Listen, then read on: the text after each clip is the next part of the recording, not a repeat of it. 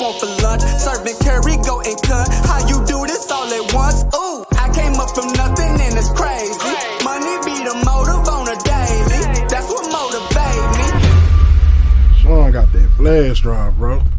I thought them beats was gone. Why you keep bringing up that flash drive? Sean can't do what I can do with them beats. If you disrespect me, we gon' share. Good afternoon, hip-hop. It's your girl, and I'm back with the homie Rolling Royce. You know what? I'm gonna show you how a real rapper do this, though. You feel me? So right now, we're looking for an artist out there that stands out, bringing that real, raw, true essence of real hip-hop. Down, ay, keep your composure. You'll never be closer to a supernova. Listen, I tried, told you. You can be as big as you want to be with this music shit, bro. The only thing you gotta do is be consistent. Don't go nowhere either. You need to learn something. We on.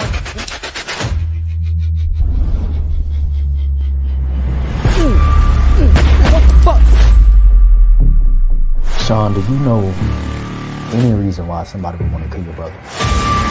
Nephew, please tell me you got yourself causing some mess. Head to Triple Dirty Record to get more details on how to enter. I hear hissing. I see you roll. Hey, they picked you. They'll knock at your door. I got some Dallas legends in the building tonight as well. Gotta watch these. Oh, gotta watch these niggas. Gotta watch This is hip-hop, baby. I hear hissing. This competition is getting real stiff right now. Hey, they asking what you want to be introduced as. You still going by Sean King? Nigga, gotta watch these.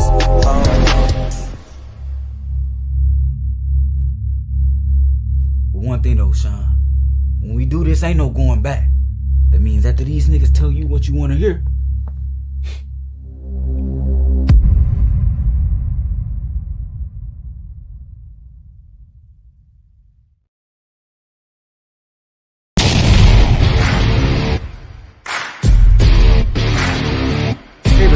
Sitting out the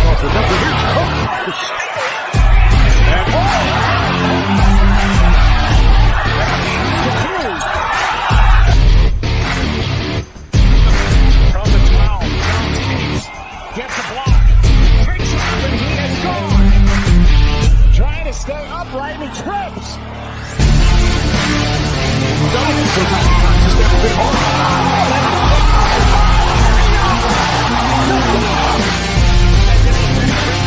Very important people. Oh my God, what the heck?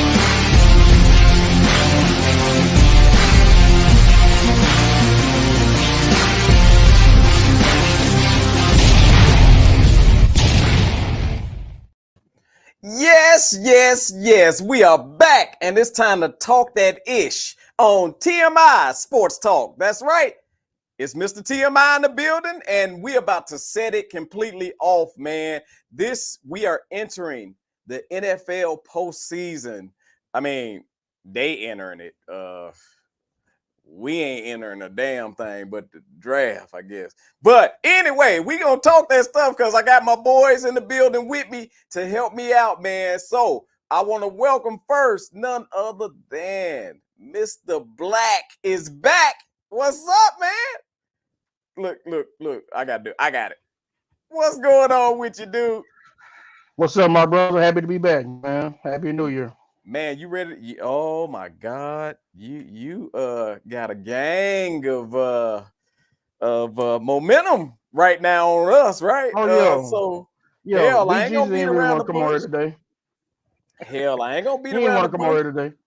We got this combination is becoming pretty hot now. So we got Mr. Black and we got BGZ. What's up, boy? What's going on, gentlemen? Okay, so first of all, I've been looking at the playoff brackets, right? And let me, because maybe I don't want to misspeak. I don't want to misspeak on this. So I'm going to go ahead and pull it up. Playoff brackets, right? Mm-hmm. All right. So, BGZ, let's start off with what the hell happened to Philly? We went in a downward spiral. I'm disappointed as a fan. I think that the coaching staff is not calling good plays. We have the talent. The coaching staff is just calling the same plays. And I think that at this level, at this time in the season, you make yourself predictable. What happened to us happens. Facts. And I gotta give gotta shake this man's hand because Dallas ain't looking too damn bad right about now. So, Mr. Black, how you feeling? You feeling confident going in? Oh, I'm feeling great. I'm feeling great. You know, Philly gave us a nice Christmas present. You know, by losing that game. You know, we were definitely gonna be in the same seed they was gonna be in right now, and of course, going to San Francisco versus having 2 playoff games. You know what I'm saying? It's something I would rather do after that wild card round. So, if you're talking about the best case scenario about you a path to the Super Bowl being a possibility, you know, we put ourselves in position to do that. So still got to get out there, still got to play the games. But yeah, right now I'm feeling great about our odds to go to the Super Bowl for sure. Man, I'm a definitely come back to Dallas, but I gotta first ask, and I'm gonna bring that playoff bracket up first. We look, shit, man. We're gonna start over here with Philly and Tampa Bay. Am I seeing that right? BGZ, due Yeah. to the fact that we all know the playoffs is about momentum. Mm-hmm. And it's almost like y'all blew y'all wad at the beginning. At the beginning, y'all look fantastic, and now going into the playoffs, you kind of backpedaling. What need to be done to right the ship, man? Because Tampa Bay is a pretty hard adversary, right? I mean, well, we beat them earlier in the season. It's a different time now. The team is, the different dynamics to the team. I think the way we're playing, honestly, I'm a fan, but I'm a realist. They might give us a game, and they may possibly upset us if we don't. The play calling has to be different. I'm gonna say that we got the pieces in the puzzle to win, but I think that even if we do win, you're looking at a monster. No matter how that game unfolds, you got to go to San Francisco, and nobody wants to do that. I think we can win that game in Tampa, but honestly, I don't think that nobody's beating San Francisco in San Francisco. So anything that any team does is inevitable. I will say this. I'm still Philadelphia, but I'm going to call a dark horse, and I'm going to call the Rams as the dark horse team in the NFC. But we're going to get to that. Okay, We're going to get to that because I definitely want to ask that question, but I want y'all to be able to get your stuff out on your squad first. Gotcha. Because, I got to say, in my opinion, the most difficult matchup and the quickest out could go to Dallas because Green Bay is who y'all up against. And or how you feel about that, Mr. Black? Man, Jake, come on now. Green Bay, listen. Dude, Green Bay. Okay, so first of all, I ain't never want a team to lose but win so bad. Because Green Bay is that's our rival. Right. And I'm so tired of getting I ain't gonna lie. This might let me see. I gotta really sit down and I gotta have a talk with Jesus to see which one. It's almost like, I hate to say this, but it's almost like the when Hillary and Trump was running. You didn't want to Trump and Hillary. Trump, Trump and Hillary, and I'm like, either way, it's damn. But come on, man. Like you don't hate Dallas as much as you hate Green Bay, man. So you rooting for Dallas. You don't hate Dallas as much as you hate Green Bay. You can't. Bro. Aaron Rodgers has killed the Bears every year he was there. You don't hate them more? You're absolutely right. But at nighttime, I look down so I won't look up and see that damn star. I walk my head down at night so I don't look up and see that damn star. That's only because you're in proximity, brother. If you was living in Chicago, you wouldn't even give a damn about the Cowboys. You wouldn't. And you know what? That might be true. You know what? You made a great point. That just might be true because I told y'all when y'all was on this show before, when I first moved to Dallas, I tried to. I said, I'm here. I need to respect and represent the team. So I was going for the Mavericks. I was going for the Rangers. I was going for the Cowboys.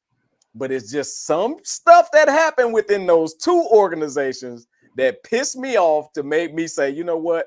I hope they don't never win. But in If this you ain't case, from here, man, you don't want that. You don't want that grief.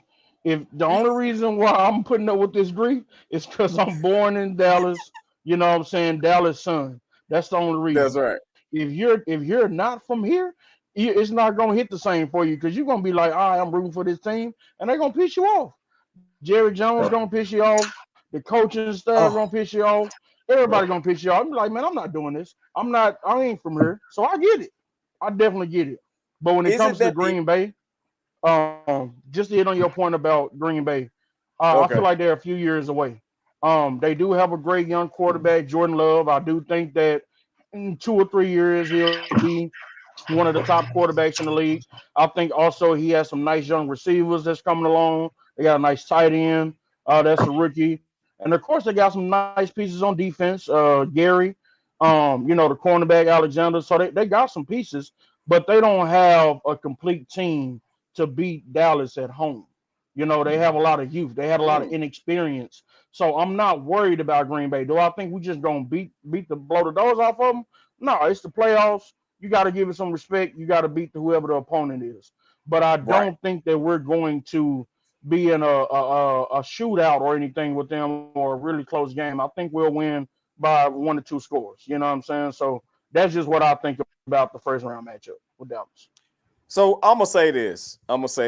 Due to the fact that I am in the land of the, I hate to say this because that's like a violation, but y'all know what land I'm in. Right. For 1 week, I am going to go for Dallas. I'm going to hope that Dallas win. 1 Right. week. 1 week. But that next week, I don't care if it's 85-0. Y'all got to go. We ain't got to go, bro. We don't got But to. I We don't will have to say, go. I've always said, though, I do like Dak. I really do. If I could have a Dak jersey without the stars and the blue shit, I'm I'd take it. reserving, man. I'm holding my judgment about changing my opinion from the beginning of the season of Dak until the end of the playoffs. Because Right.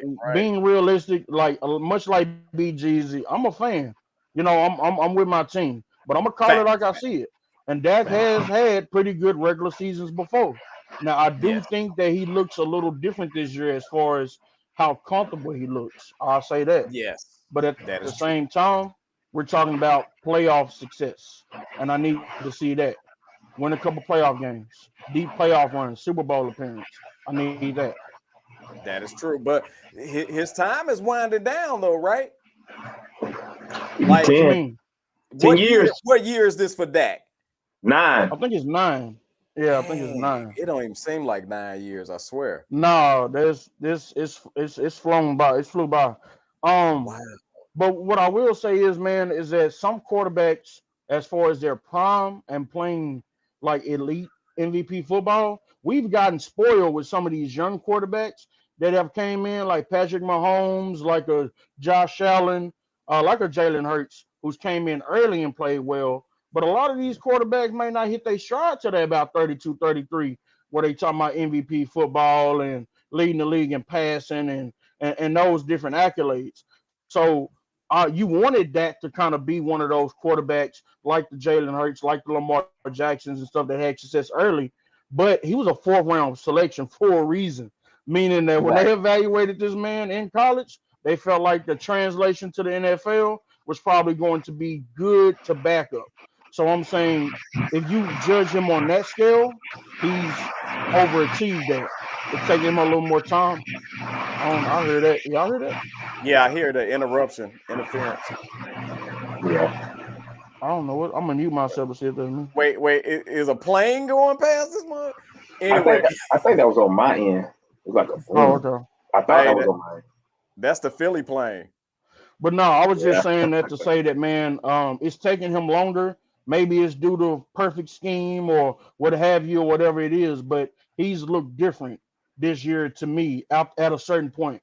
After San Francisco gave us that whooping there, I don't know what they did. I don't know what come to Jesus moment they had as a team, or they was in the locker room or these meeting rooms. but he came out and has looked significantly better. And that's the only reason why I have a little more hope this playoff run. But if he get in here, let's say we play Green Bay and they come out and look like they the team that should have been at home and not us, see, that's gonna make me be like, all right, see, that's what I'm talking about. And you need Right. consistency. If we're gonna pay you all this money that you up for, because they're gonna re-sign him. I can't do nothing about that. He's gonna get another contract that's gonna make him one of the highest paid. And for him to be that, you have to be a reason that we win the game, not just not losing the game. And that's what I need to see this playoff in. So I want to go ahead and address something real quick because I saw a comment from Dex Lewis, I believe, That's my and guy. Shout out Dex he Lewis. said, "Do the Bears want Caleb or nah?"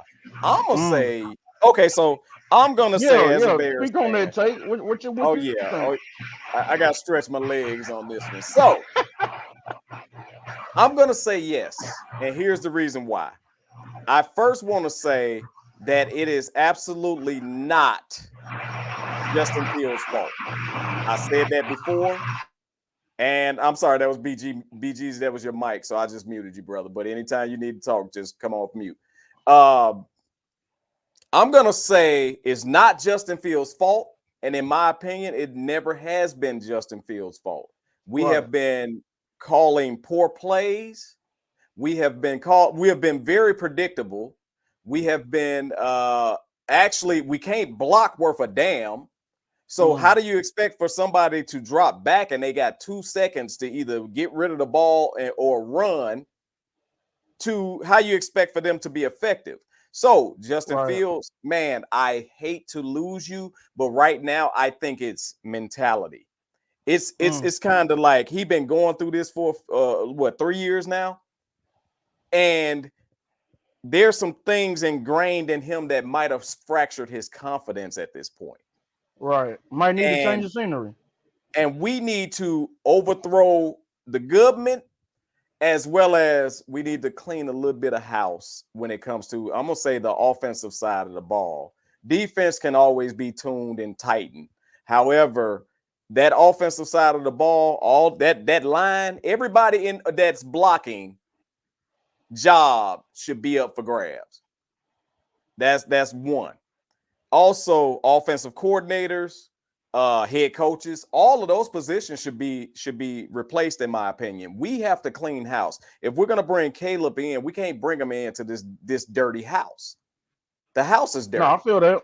It's like bringing in new furniture to a dirty house. So what's gonna ultimately happen is the damn furniture gonna get dirty because the whole house is dirty. No, you got to clean house on that. So that's what I'm gonna say about the Bears. Unfortunately, I hate it because I do feel like Justin Fields, on the other hand, is going to go to a new house, and I have a feeling that he's Atlanta going to Falcons. Wait, say that again. I want to see him go to the Atlanta Falcons. That's what I want to see. Wonderful. No. And I have a feeling that it's like vice versa. Dirty furniture going into a new house. What you gonna do? You're gonna clean that furniture before you put it in the house. So I think that's Justin Fields. He gonna go someplace, and I think he's gonna shine because he showed flashes. But you just cannot. It's not a one-man sport. So you can show flashes all day long, but if you ain't got nobody with you, it's just gonna be wasted talent. I think that's the likely route. I think that's the likely route they're going to go. But to me, I think it's smarter that if you're going to have the pick to get Caleb, because I don't know. I can't say right now Caleb is going to be a better quarterback than Justin Fields without giving him the tools to see what he's actually made of. You know, a consistent coaching staff, weapons on the offense outside of DJ Moore. I'm saying give him something. You know, hey, Derrick Henry is going to be a free agent. Maybe you'll get you a veteran running back that can take those 25, 30 carries a game to put that pressure off, and he can maybe throw back and fling that thing, like you said, the offensive line. I would leverage that pick to get more. You know, the more draft picks, you know what I'm saying? Maybe you go get, you know what I'm saying, a bona fide left tackle, right tackle, whatever you guys need.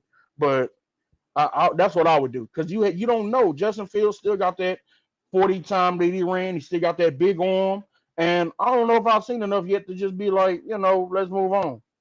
That, like you said, that quarterback's still going to come into the same situation unless you clean in house. So Facts. that's what I would do. I'm finna get more picks.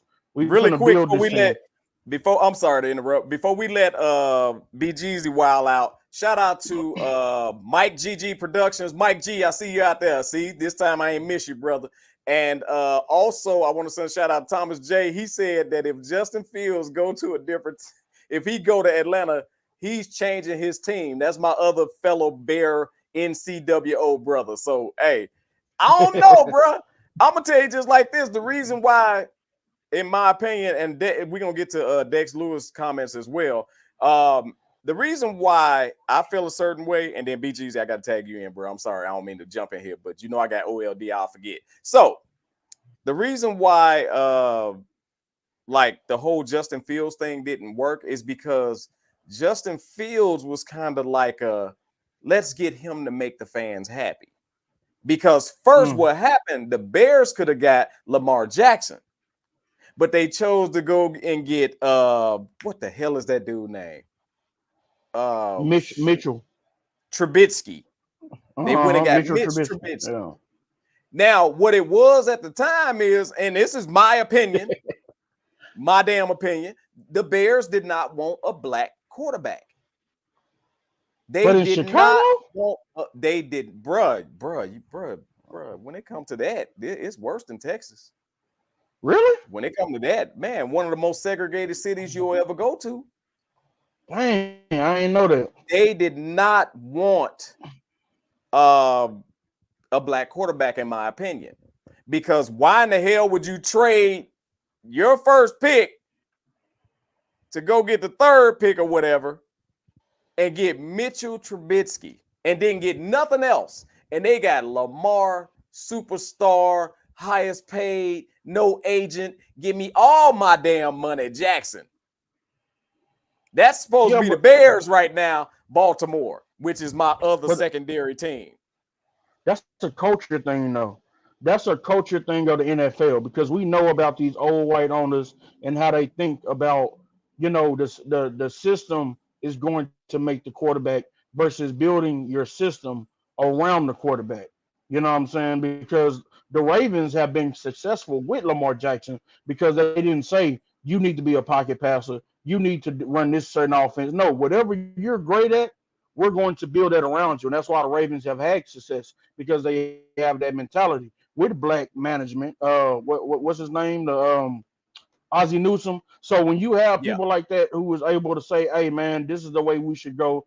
This kid has all the talent in the world. Let's do this versus doing that. Then you can turn Lamar Jackson into something. But if he'd went anywhere else, man, they'd have probably tried to turn the dude into a running back or a receiver or something.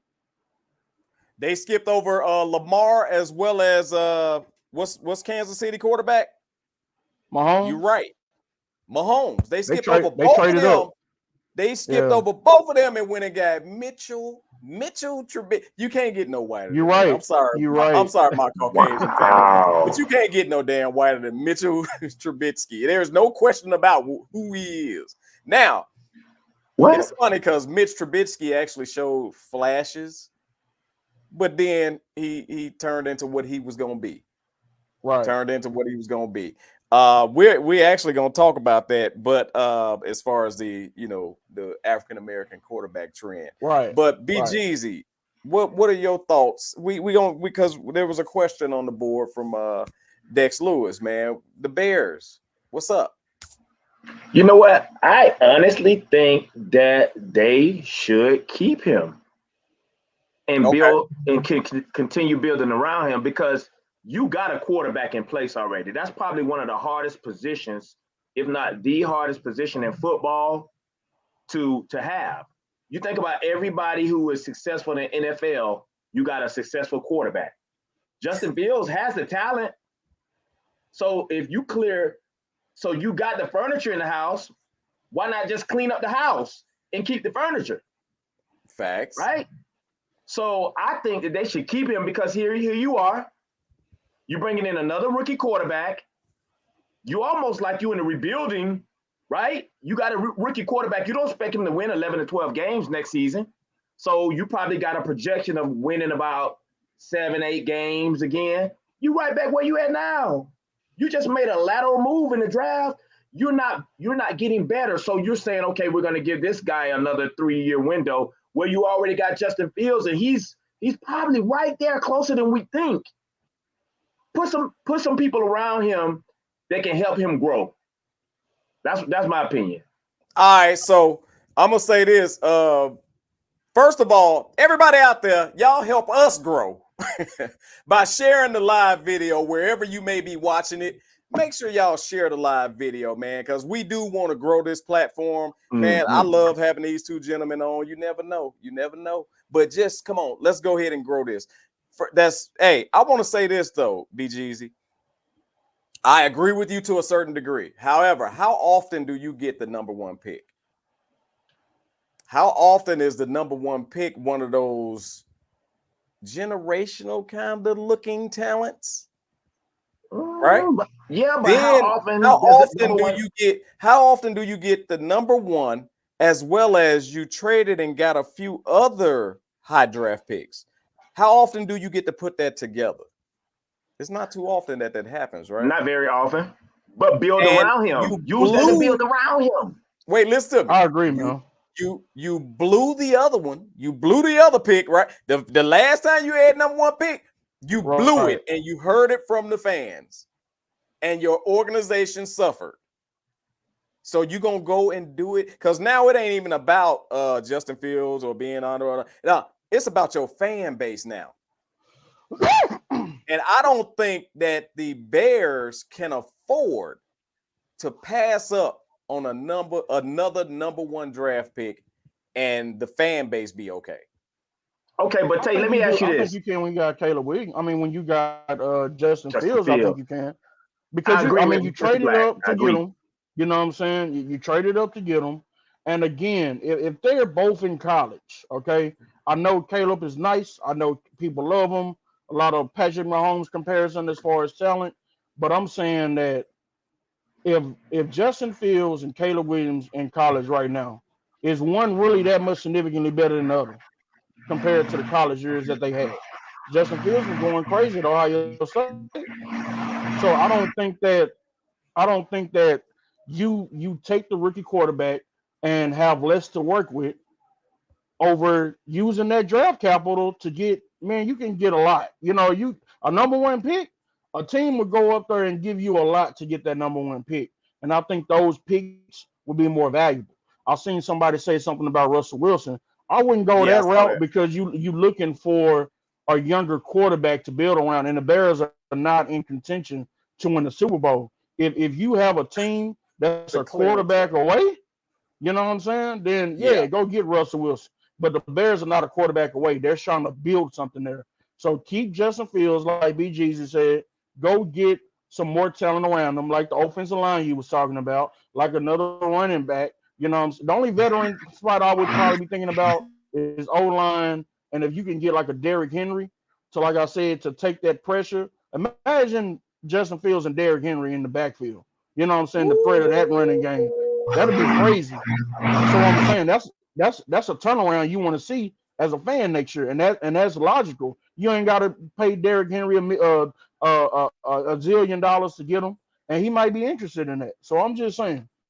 That's all right. So hold on, Mr. Black. I respect this man to the utmost, and I respect BGZ to the utmost, but I don't appreciate you two gentlemen coming on here and using y'all regular team philosophy, y'all regular team attitude to talk about a fan base in the Bears that have been in an abusive relationship since '85. And they finally stopped beating our ass around the time Devin Hester was here. And then he went back to whipping our ass when Devin Hester left. Right. We have been in an abusive. Y'all can't come up here with them cowboy and eagle philosophies when it comes to this. Damn it. This, first of all, the Bears organization, and Thomas J mentioned it, they be trying to be too damn cheap.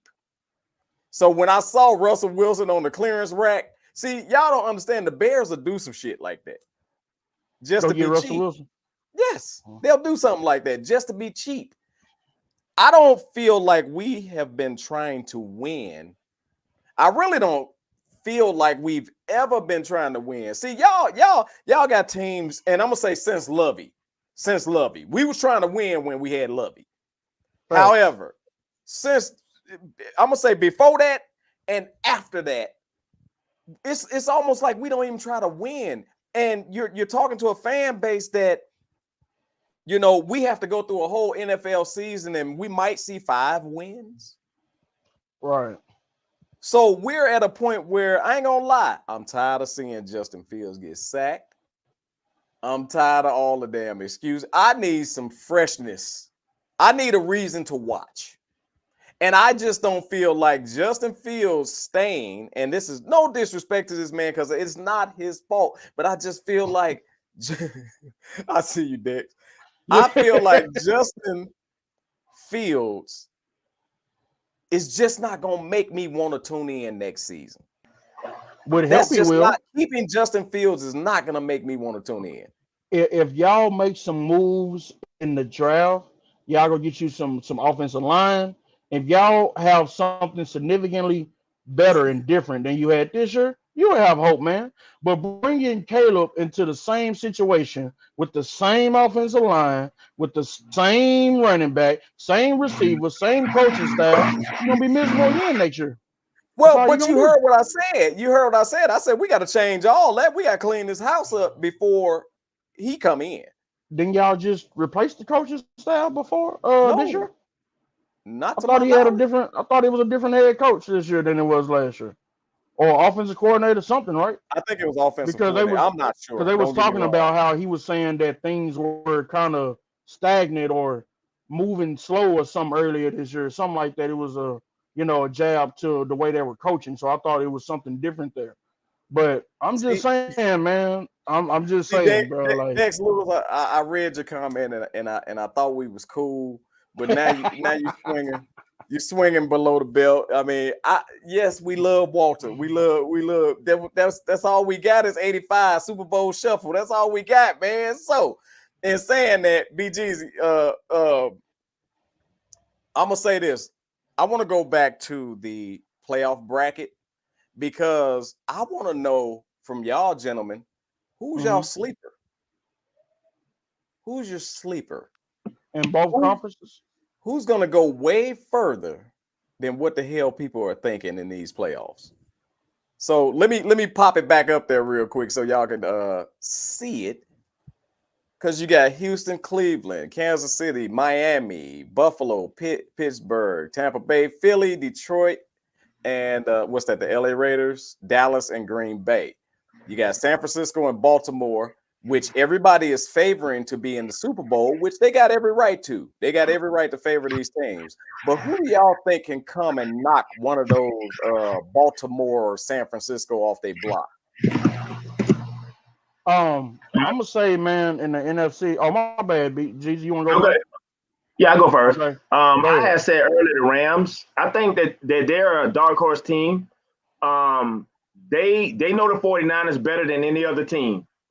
And they've already, I think, lost to the 49ers twice. It's hard to beat a team 3 times. I don't care where you at. So I think that the Rams are a dark horse team in the NFC. And I would say the AFC, I probably, because Andy Reid at one point coached the Eagles for a long time. One of our most successful winningest head coaches. I would not bet against Kansas City and Mahomes and Reid.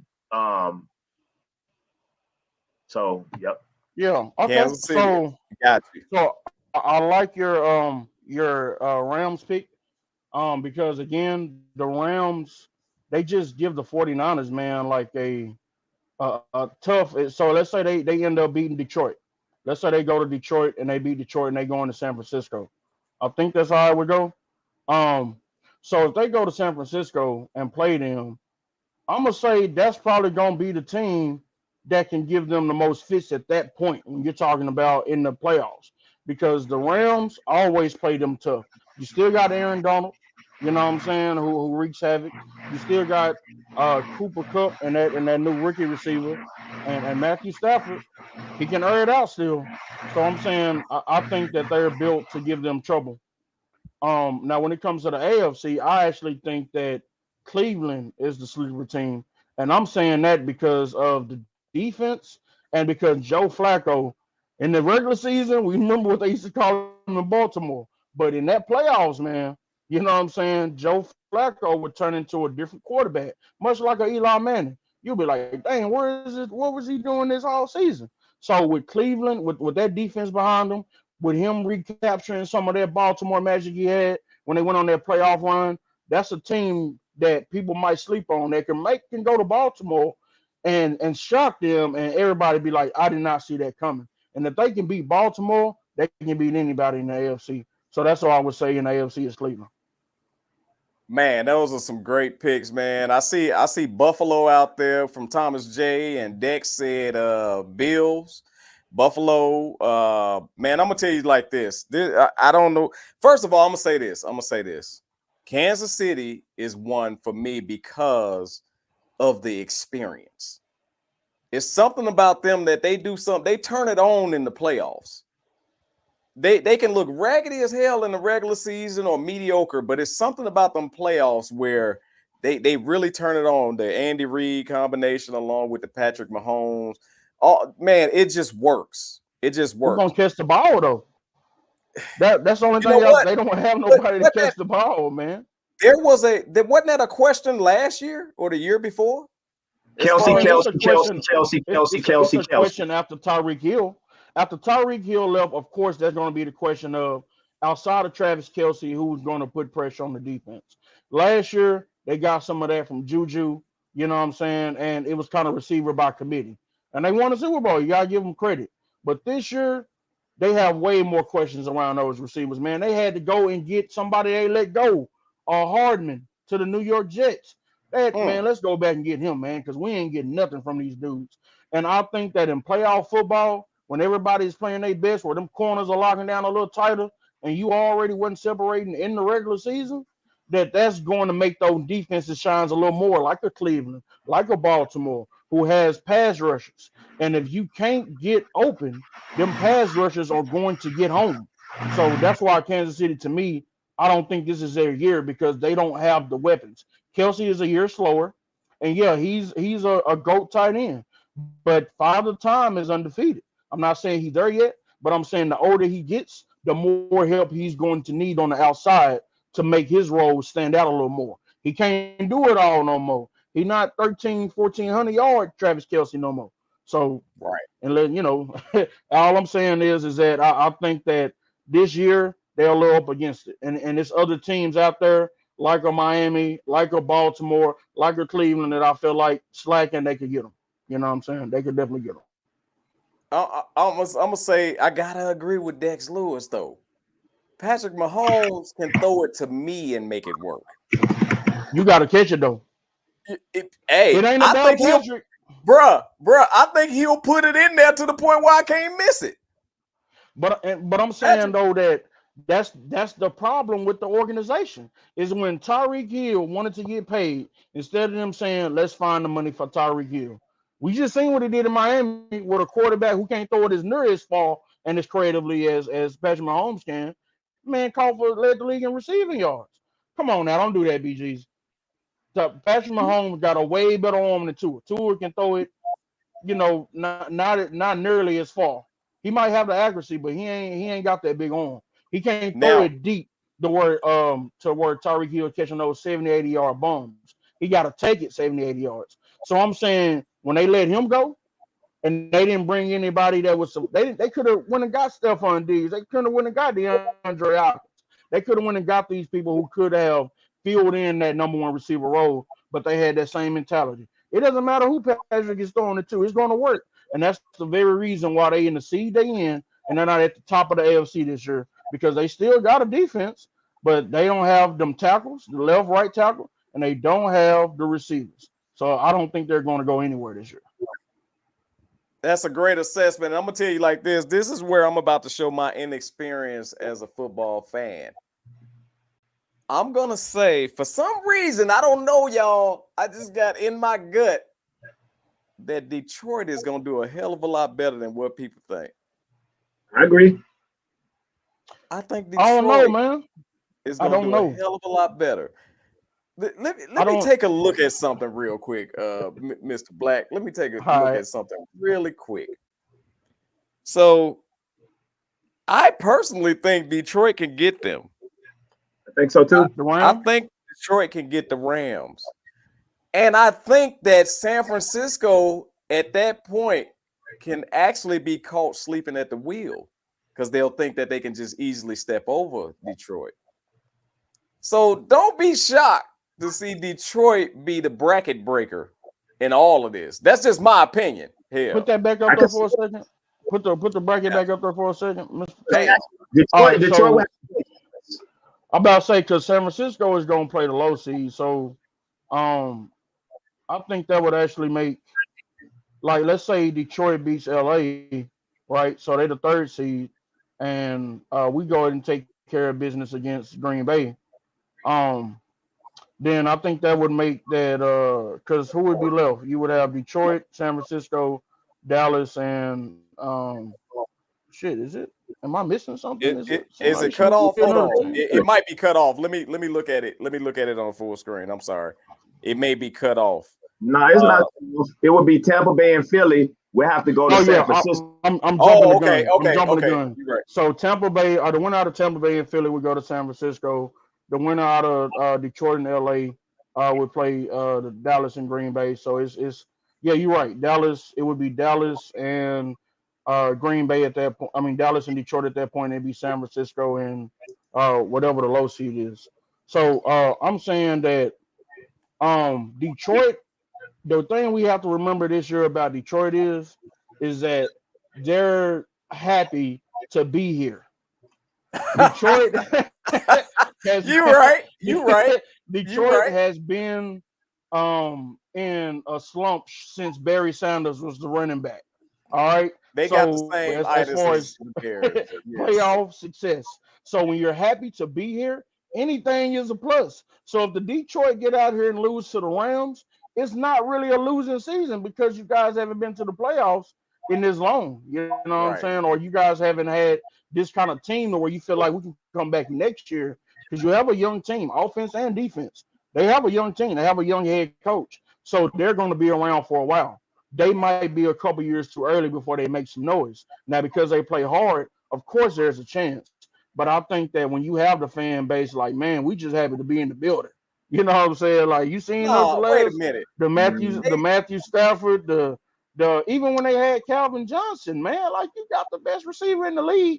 And for whatever reason, they couldn't make that work. So I'm saying they actually have a complete unit. Real quick, I gotta throw it back to you, but they got like Detroit, the city, the jobs are coming back. They clean that damn water up. They in the playoffs. First of all, they could take the attitude as, yeah, we're happy to be here, but they can also take that attitude like, oh, we pumped. We're about to set it off. Right. So I feel sorry for whoever that got to match up with them because you don't know what you're going to get. Well, see, this is the only thing that about Detroit that I feel like is may hinder them. It's not the defense. They have a pretty good defense. It's not the weapons on offense. They have some good receiver options, tight end, probably one of the best offensive lines in the league. It's Jared Goff. Now, Jared Goff has been, for the most part, consistent. But it's a reason why LA felt like we need to go get an Asian quarterback in Detroit in order to help us get to the Super Bowl. We can't do it with this guy. And Detroit has that same guy. Now, has he kind of rejuvenated his career a little bit in Detroit? Absolutely. But he still got the same DNA. He's still the same player. And when you get in them playoff situations where you need your quarterback to win the game, he's one of those quarterbacks that can easily lose you the game by throwing a turnover, an interception in the wrong moment. So I'm saying Detroit, in my opinion, in the big picture, they're going to have to make a change at quarterback for them to have that team that they want. It's going to have to be another young quarterback. You do got a Hendon Hooker from Tennessee that had to sit out this year like a redshirt year because of the injury. Maybe you try him at some point. You know what I'm saying? He played. What if they get Russell Wilson though? Would it work? I don't know about styles, man. Like Dan Campbell and Russell Wilson, I don't know about that style mission. He seemed Right. like he'll cuss your ass out of practice. I don't think Russell Wilson is Russell want ain't that going. kind of, you know what I'm saying? He ain't He going want for to have that. a meeting with the coach over brunch and tea. You know what I'm saying? Dan Campbell, he a beer guy. Let's go have a Right. beer and some nachos. I don't think that's Russell Wilson, so I don't know about that style mishup. Russell got a But an glass of experienced quarterback, champagne you know. or some wine. He got the little bougie shit, and homeboy got a Yeah. beer. He talking Jeezy, about biting kneecaps, man. You know what I'm Jeezy saying? been shaking his head a whole lot about my pick. What is your thoughts about Detroit, bro? Okay, so here's my thought. Yeah, they haven't been anywhere for a long time, and it's a saying we've all heard. They playing with house money. Nobody really expected them to do this good this season. Nobody expected them to hit this position in the playoffs. So really, what do they have to lose? See, that makes them even more dangerous because you know what? We wasn't expected to get here. We can overachieve. If we lose and we go home, it's Detroit. But what if they jump up and hit LA in the mouth? Uh-oh. They played Dallas close in Dallas. Right. What if? Wait, BGZ, I heard they got robbed. I mean, that's what I was going towards that. That game could have went either way. But what I'm saying is that a team with nothing to lose sometimes can be dangerous. Yes, that's what I'm saying. Out of those two teams, the Rams and the Detroit Lions, even though Tampa Bay is in there, Tampa Bay not going nowhere. Even if they happen to trip up and upset us, they're not going anywhere. But those two teams are playing with something. You got a team with nothing to lose that's playing with house money, and then you got the Rams who probably didn't expect to even make the playoffs, but they got that old wily veteran Super Bowl proven team that, wait a minute, we get a win or two under our belt and we facing Dallas, we facing San Francisco. Is that really the matchup that you want to see? So you might be on to something, bro. The only team that is going to make me nervous in the playoffs is the San Francisco 49ers in San Francisco. Nobody else. I don't care about no Rams. I don't care about no. Now, to speak on y'all about the Detroit game, being realistic, there were definitely the ref, the situation about reporting and everything, about all that, definitely could have went either way. I mean, we seen them have a successful 2-point conversion without the penalty, and so that definitely would have made it tough for any field goal to touchdown after that because of the time left. So I give you that. But calls happen all the time. We didn't have calls go against us that made us lose a game. It's a part of the game. So I don't want to hear about that rob shit. It's a regular season game. They still in the playoffs. The worst call y'all got. What's my boy name? I can't think. The other 88. Dez caught it. Yeah, Dez Bryant. Yeah. Dez caught that ball and got penalized for being athletic. Right. So that was the only time I said, no, Dallas, they cheated Dallas on that. So I feel you on that. Calls do happen. Stuff happens.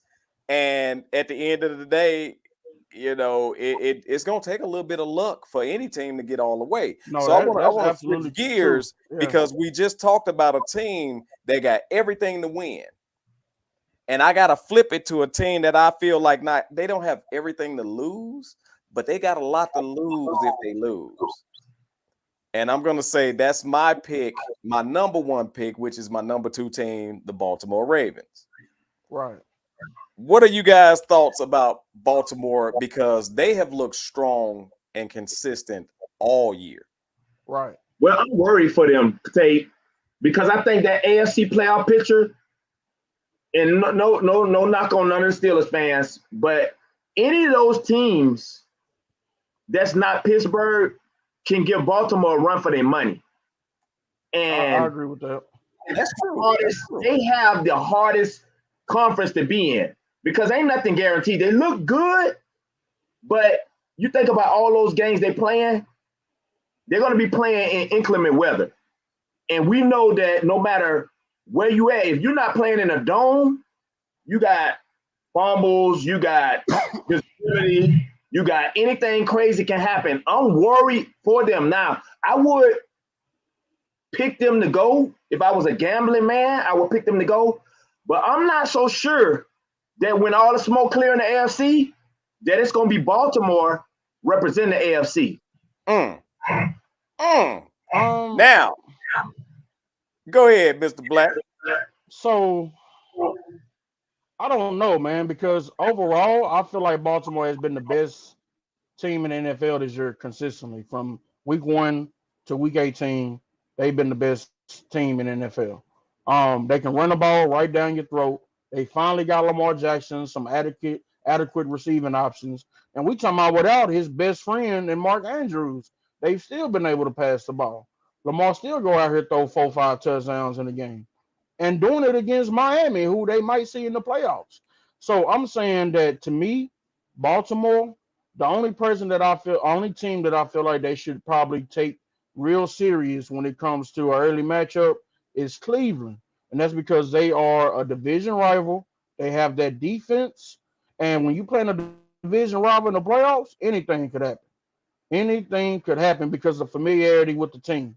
And if Myles Garrett get out there, get loose, man, that the team start going on defense, Joe Flacco, like I said, recapture some of that magic he had with the Baltimore Ravens. And do you think that he would like nothing more than to beat the team that issued him out for Lamar Jackson? Now, I'm not saying it was a bad decision. It was the right decision. But in Joe Flacco's eyes, y'all got rid of me to usher in him. I would love to beat you guys and beat you out of the playoffs if I'm Joe Flacco. So that's an extra motivation in my morale when we line up if they beat Houston. Because I think it's a good chance they could beat Houston.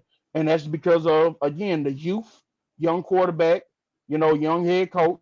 So I think Cleveland could very well beat Houston in that first round and then go to Baltimore, and that'd be a very interesting matchup. So would you pick Cleveland as that sleeper team, similar to the Lions? No, absolutely. Cleveland is my sleeper team. I think that if they beat Baltimore, tell me what other team they wouldn't be able to beat in the AFC if we saying that Baltimore is the powerhouse in the AFC. They would have the defense to match up with anybody. We already seen Miami look regular when you have a defense. We already know that Buffalo, because of the quarterback and him being turnover prone, could make that game very interesting. And who else up there in the AFC? Buffalo, Miami. So that's pretty much it. So I'm saying that they beat the number 1 team, which is Baltimore, they could very well beat anybody, and we'll be like, damn, I can't believe Cleveland made it to the Super Bowl. Wow. Man, I'm gonna tell you like this. Man, y'all gave great points tonight. I was expecting a barbershop fight, but this was some intelligent damn football conversation. Mr. Black breaking it down. Mr. Black breaking it down. Who was the former, who now, and how many y'all? Man, look, don't come on here being that damn smart. Now, I'm gonna say this. Last to cap this off, your Super Bowl picks. Who do you believe gonna end up at the big dance? BGZ, go first. You know what? I don't know if y'all been seeing this, but it's a conspiracy theory going around social media. For the last 3 years, they have lined the Super Bowl colors with the teams. So this year, they mixed that purple with that red. And I'm a conspiracy theorist. Purple and who the red? I got the purple. San Francisco. Oh, yeah, shit. Well, so, I mean, I hadn't really been paying attention to that till I saw it. A few people brought it to my attention, Tate.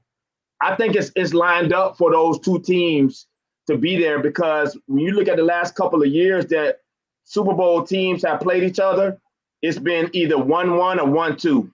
So those brackets and the way the playoffs have lined up, it's always pitting those teams together. And those colors, I think they mean something. I really do. And I think it's going to be Baltimore and San Francisco. Okay. Yeah, man, I get the conspiracy. I'm not saying there's no credibility conspiracy theories, but I mean, if you look at the brackets, it's like they the best teams in the East Conference. So if they make it to the Super Bowl, is that really a conspiracy, or is it just them being the better teams and best conference? In the conference. So of course, because my team is in the playoffs, number 2 seed, actually have a shot because of the 2 home playoff games before they would have to go on the road. I'm going to say that my heart is going to say a Dallas and a Baltimore Super Bowl. But of course, if I'm also calling it like I see it, I feel like that overwhelmingly, I think that the odds would say that Baltimore out of the AFC and San Francisco out of the NFC because they look like the best team. They punched the other best teams in the NFC in the mouth when we played them. So they punched us in the mouth and they punched the Eagles in the mouth. And those are the other teams, you know what I'm saying, that they were saying is on the level of may go to the Super Bowl. So I would say that those are the picks. My heart is gonna say Dallas, but my brain is gonna say, San Francisco. I'm gonna go Buck Wild. Here we go. I'm gonna go Buck Wild. So I know that I mentioned also. Kansas City. I have mentioned Detroit. I've mentioned, first and foremost, I'm gonna go ahead and sew it up on one side and say I have never since the year, and I can't even remember the year, but it was about 2000, 2001. I have never owned the jersey of a Super Bowl contending team since them. Right. I'm gonna say this is the year I break the streak with the jersey that I'm currently rocking. I'm rolling with Baltimore all the way to the Super Bowl and to win the Super Bowl. Okay. On the other side, you want to say San Francisco, but something gotta happen. It ain't gonna be that smooth. It's not gonna be that smooth. So this is my prediction, y'all. And believe it or not, Mr. TMI is gonna say this. If Dallas do not stumble out of the starting blocks, I think this could be the year that you see Dallas Cowboys in the Super Bowl. Okay. And y'all know how hard that is for me to say that. Yeah, I see you were struggling when you were trying to say it. You saw even saying Dallas, it got caught right here, my neck stretched. Yeah. But I gotta say, that's my prediction, man. Baltimore and Dallas in the Super Bowl. Now, gentlemen, just when you think it's over, we got to get to some fourth quarter quickies, y'all. Fourth quarter quickies is where I present a story. You got to give me your quick response on what you think about that story. So we're going to first start off with apparently Draymond Green say Kamish talked him out of retirement. What are you, B. Jeezy? You the one brought this to my attention, brother. What are your thoughts on that? So I got a quick analogy. Tate, you remember when we was young and we be playing basketball and everybody get picked except for that one kid? Yeah. And he would get mad that he didn't get picked and you found out it was your ball. It was his ball that you was playing with. And what happened? Yes. In the middle of the game, he said, give me my ball. I'm going home. Draymond Green is that guy. See, he saw everybody else out here playing and having fun. He wanted to leave. Commissioner may regret this decision. You should have gave that man his ball and let him retire because this is not the last time we're going to hear from him. He's going to do something else crazy that's going to be way outlandish than this last time and may even get somebody hurt, lawsuit, whatever. That was a warning. I will say this. I get why he did it. You want to keep the league intact, want to keep their team together, whatever. But he should have let that man take his ball and go home. Yeah, this was some crybaby shit. This was some crybaby shit right here. This was, I'm mad because everybody picking on me. Everybody keeps saying I'm beating up everybody. So I'm finna go home. Just BGZ hit it, the nail on the head. Listen, man, Draymond should retire, but it should be after the season. That's what I think. Go ahead and play your little last season, man. The Warriors, as is, they're done. There's no more title runs.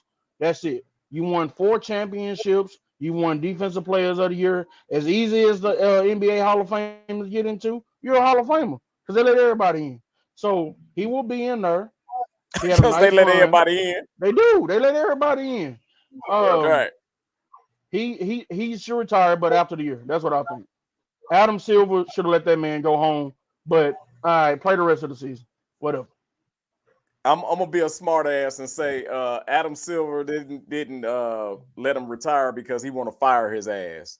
I think there's some benefits he won't receive if he's let go versus if he retire. I don't know how the NBA work, but I know how the job market and job system work, and I think that they'd rather fire his ass than let him retire. I think that's like an easy way out. Because y'all tell me what was too much. When he was saying it was too much here, too much there, Negro, you the person that's causing everything. You the person spinning around hitting people with your fists in the face. You the person choking people out on the basketball court. Nobody is making you make those decisions. You're doing that. So what is too much? I'm genuinely curious about what he told Adam Silver was too much. Wait, let me tell you this though. Throughout all these circumstances that Draymond has been in, I have given him the benefit of the doubt. Right. Yes, I really have, because I'm like, okay, I can see how you can punch Jordan Poole because he seems like a little asshole. I'm sorry. I understand how at the beginning. This is at the beginning. Right. I understand how if you're in the middle of action, you can go up for a rebound and somehow, kick your foot out. The first one. Don't go wild yet, BG. Just the first one. The first one. However, I ain't gonna lie, that last one was so ridiculous that there's no way to even defend you. There's nothing nobody can say. That last one was so ridiculous. It was nothing natural about it. It's like when you playing the game and you hit the wrong button on the controller and you do some awkward ass movement. That's how it was. It's like I wasn't even trying to do that. It's like a glitch. Mr. Black. That's how he looked. His body looked like it was glitching when he hit him. No, hell no. Mr. Black, you know how you in the hood and there may be a circumstance where y'all playing or whatever and you grab the wild ghetto wench and she let me go. That was one of them. That's how I look. Let me go. That was one of them. Right. What the hell is you doing, Draymond? Yeah. So I'm gonna say you trying to retire to get out because you already know that. I honestly think he probably threw that out there with the thought that he could be fired. Please understand that although we see NBA players, so on and so forth, that's a place of employment. That's their job. I'll be honest, and I'll be God honest, man. God bless me to know a couple of NBA players. Right. And I know of one that was filling out an application, right? Credit, whatever. And what tripped me out is under place of employment, it said NBA. I don't know why that tripped me out so much, because we don't see the NBA as a place of employment when it comes to the players. But that's their job. And they can be fired. Now, I'm going to say this. Silverman, he lucky he got Silverman, because who my boy is, the last never, ever went for that much shit. Ever. They said David Stern was calling people to the office, cussing them out, and then firing them. So I mean, when you look at the track record with players he suspended, he definitely would have. That indefinitely wouldn't have been 12 games or whatever it was. I was like, already? Dude, I think I even get the Rudy Gobert situation. I get that, because Rudy did grab Clay. I get it. But that last one was, it wasn't no build up. It was no reason for him to do what he did. So I think Draymond trying to play the crazy role now to save his damn job. So if you retire, you don't get the guaranteed money, do you? If you retire, there is a pension and all that other stuff that go along with it. But my question is the contract, though, the current contract they own. Let's say he still got 2 years left on his deal. He don't get that, do he? I don't believe he gets that. I don't believe he gets that. I know they have to have termination clauses and stuff in those contracts. Right. And I know he violated the damn termination clause by now. Oh yeah. He Probably had the to. morality clause I'm or like, he something must work clause where where you I can't just work. be punching people. Oh. Look, Mr. Black, he must work where I work, where it's impossible to. No, so I'm gonna say, Draymond, whatever do you do? I think you were scared that you was gonna get fired, and I also think that you still want to be relevant, and so you had to do something to get in the news. Pretty much. Go figure. Also, I want to rebuttal Mr. Black, who said that Golden State will never win another championship. I think that you've seen the last championship for Draymond, but I don't think you've seen the last championship for Golden State. I think they got a little bit more left. I think as constructed, I don't think that Golden State, like Not with as Clay and all them, because Steph Curry is a shooter, he can still run around and shoot for years to come. Yeah, absolutely. But they don't have that same, like if you kept Jordan Poole, if you kept some of those young pieces, remember when they had all those draft picks, they drafted the center and all those things. If you make better draft picks of that to where they have another young core coming in with Steph Curry, I'm with you. But to me, it's an Asian core that you don't really have no youth coming up that can go with Steph Curry. So I think after you see this core do another title run, which they trying to contend this year or whatever, that's gonna be it. They ain't gonna make it. Steph is gonna be a lifetimer at Golden State. He's gonna play a couple of irrelevant years in Golden State. That's just how it is, because they're never gonna let him leave, and that's gonna be it. That's what I think. But he got 4 rings. He's fine. You will see Klay Thompson in another jersey, I believe, before his career is over. over. Yeah, for sure. Yeah, I think so, definitely. I'm gonna say this too. You saying all that reason why Golden State will never win another championship, and it's one reason why they are not gonna win as constructed. No team with Chris Paul will ever win the championship. I forgot all about Chris Paul. Sorry, I forgot all about Chris Paul. Phoenix was the best shot that they had. Yep. Hey, the trade deadline is still coming up, though. The trade deadline is still coming up, and they can still move. I would let them go. They can still move. Now, what I will say, BGZ, is the Miami Heat will take Chris Paul if y'all take Kyle Lowry. Ooh. We need that veteran leadership in the locker room since we lost UD. Chris Paul is right now is damaged goods. I didn't say he was going to start or run the team. I'm saying we need that locker room maturity. We got a lot of young guys, including What Jimmy. about Chris Paul finally getting to LA? That's where everybody been wanting him to go. What if he finally get there? Okay, so also you need to send a couple of Velociraptors and a damn Tyrannosaurus Rex. That's how old that damn team gonna be if you send Chris Paul. He'll fit right in. They ain't gonna win them. I don't think there's no moves they can make this year that will get them another championship. Where they traded everything for the one title in the bubble for Anthony Davis. They got that one title, and that's it. Yeah, they can't do nothing else. That's it. Anthony Davis costs too much money. He gonna play when he wants to. Yes. When he's healthy, it's like he has to be healthy. Then he needs to want to play. So because of that, that's it. That's it for them. That one title. LeBron got 4 titles, and I think that's where it's gonna stay at.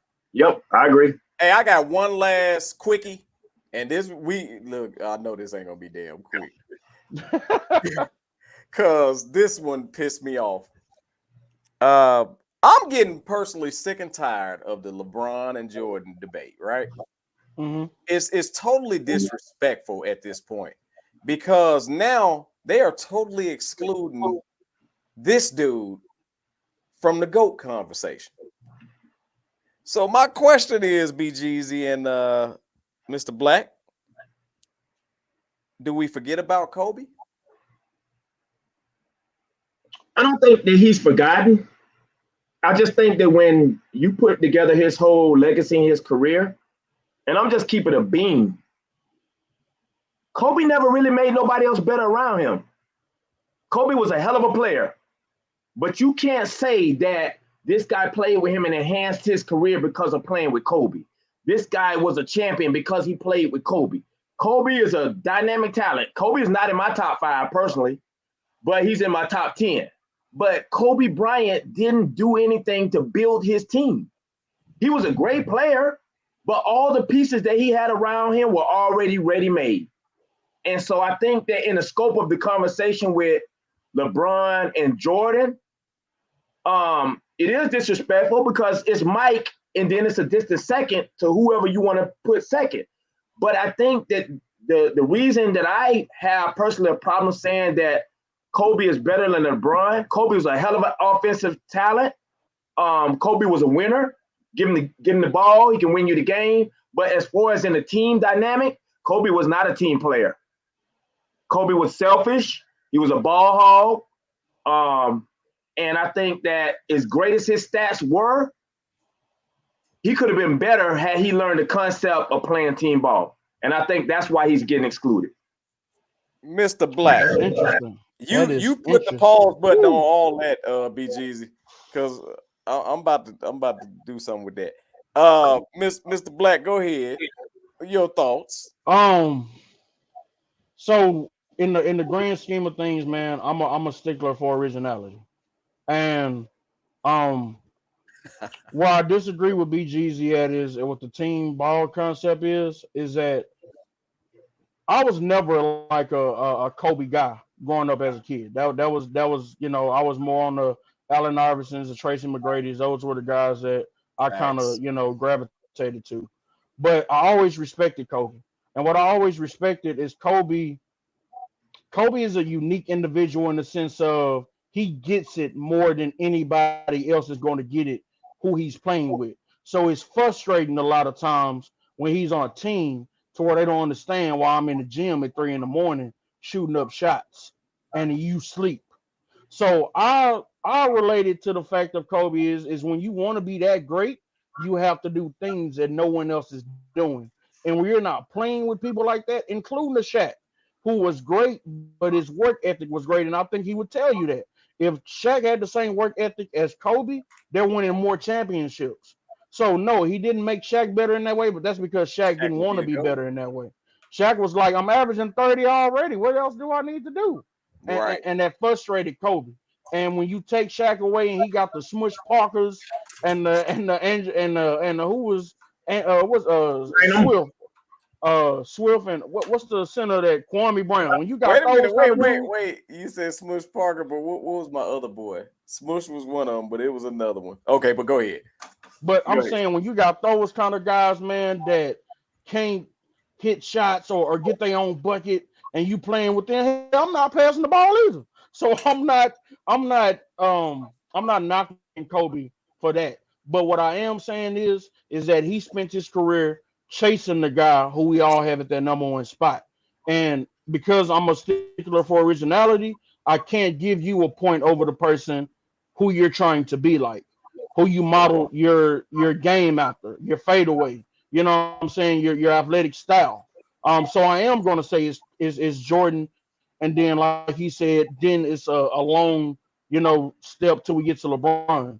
And that's because LeBron is truly something that we haven't seen before as far as having the best of both worlds in a lot of sense of he might not have I'm going to take the last shot, I'm going to make the best play, which drives me crazy because I want my best player on the best team to take the shot.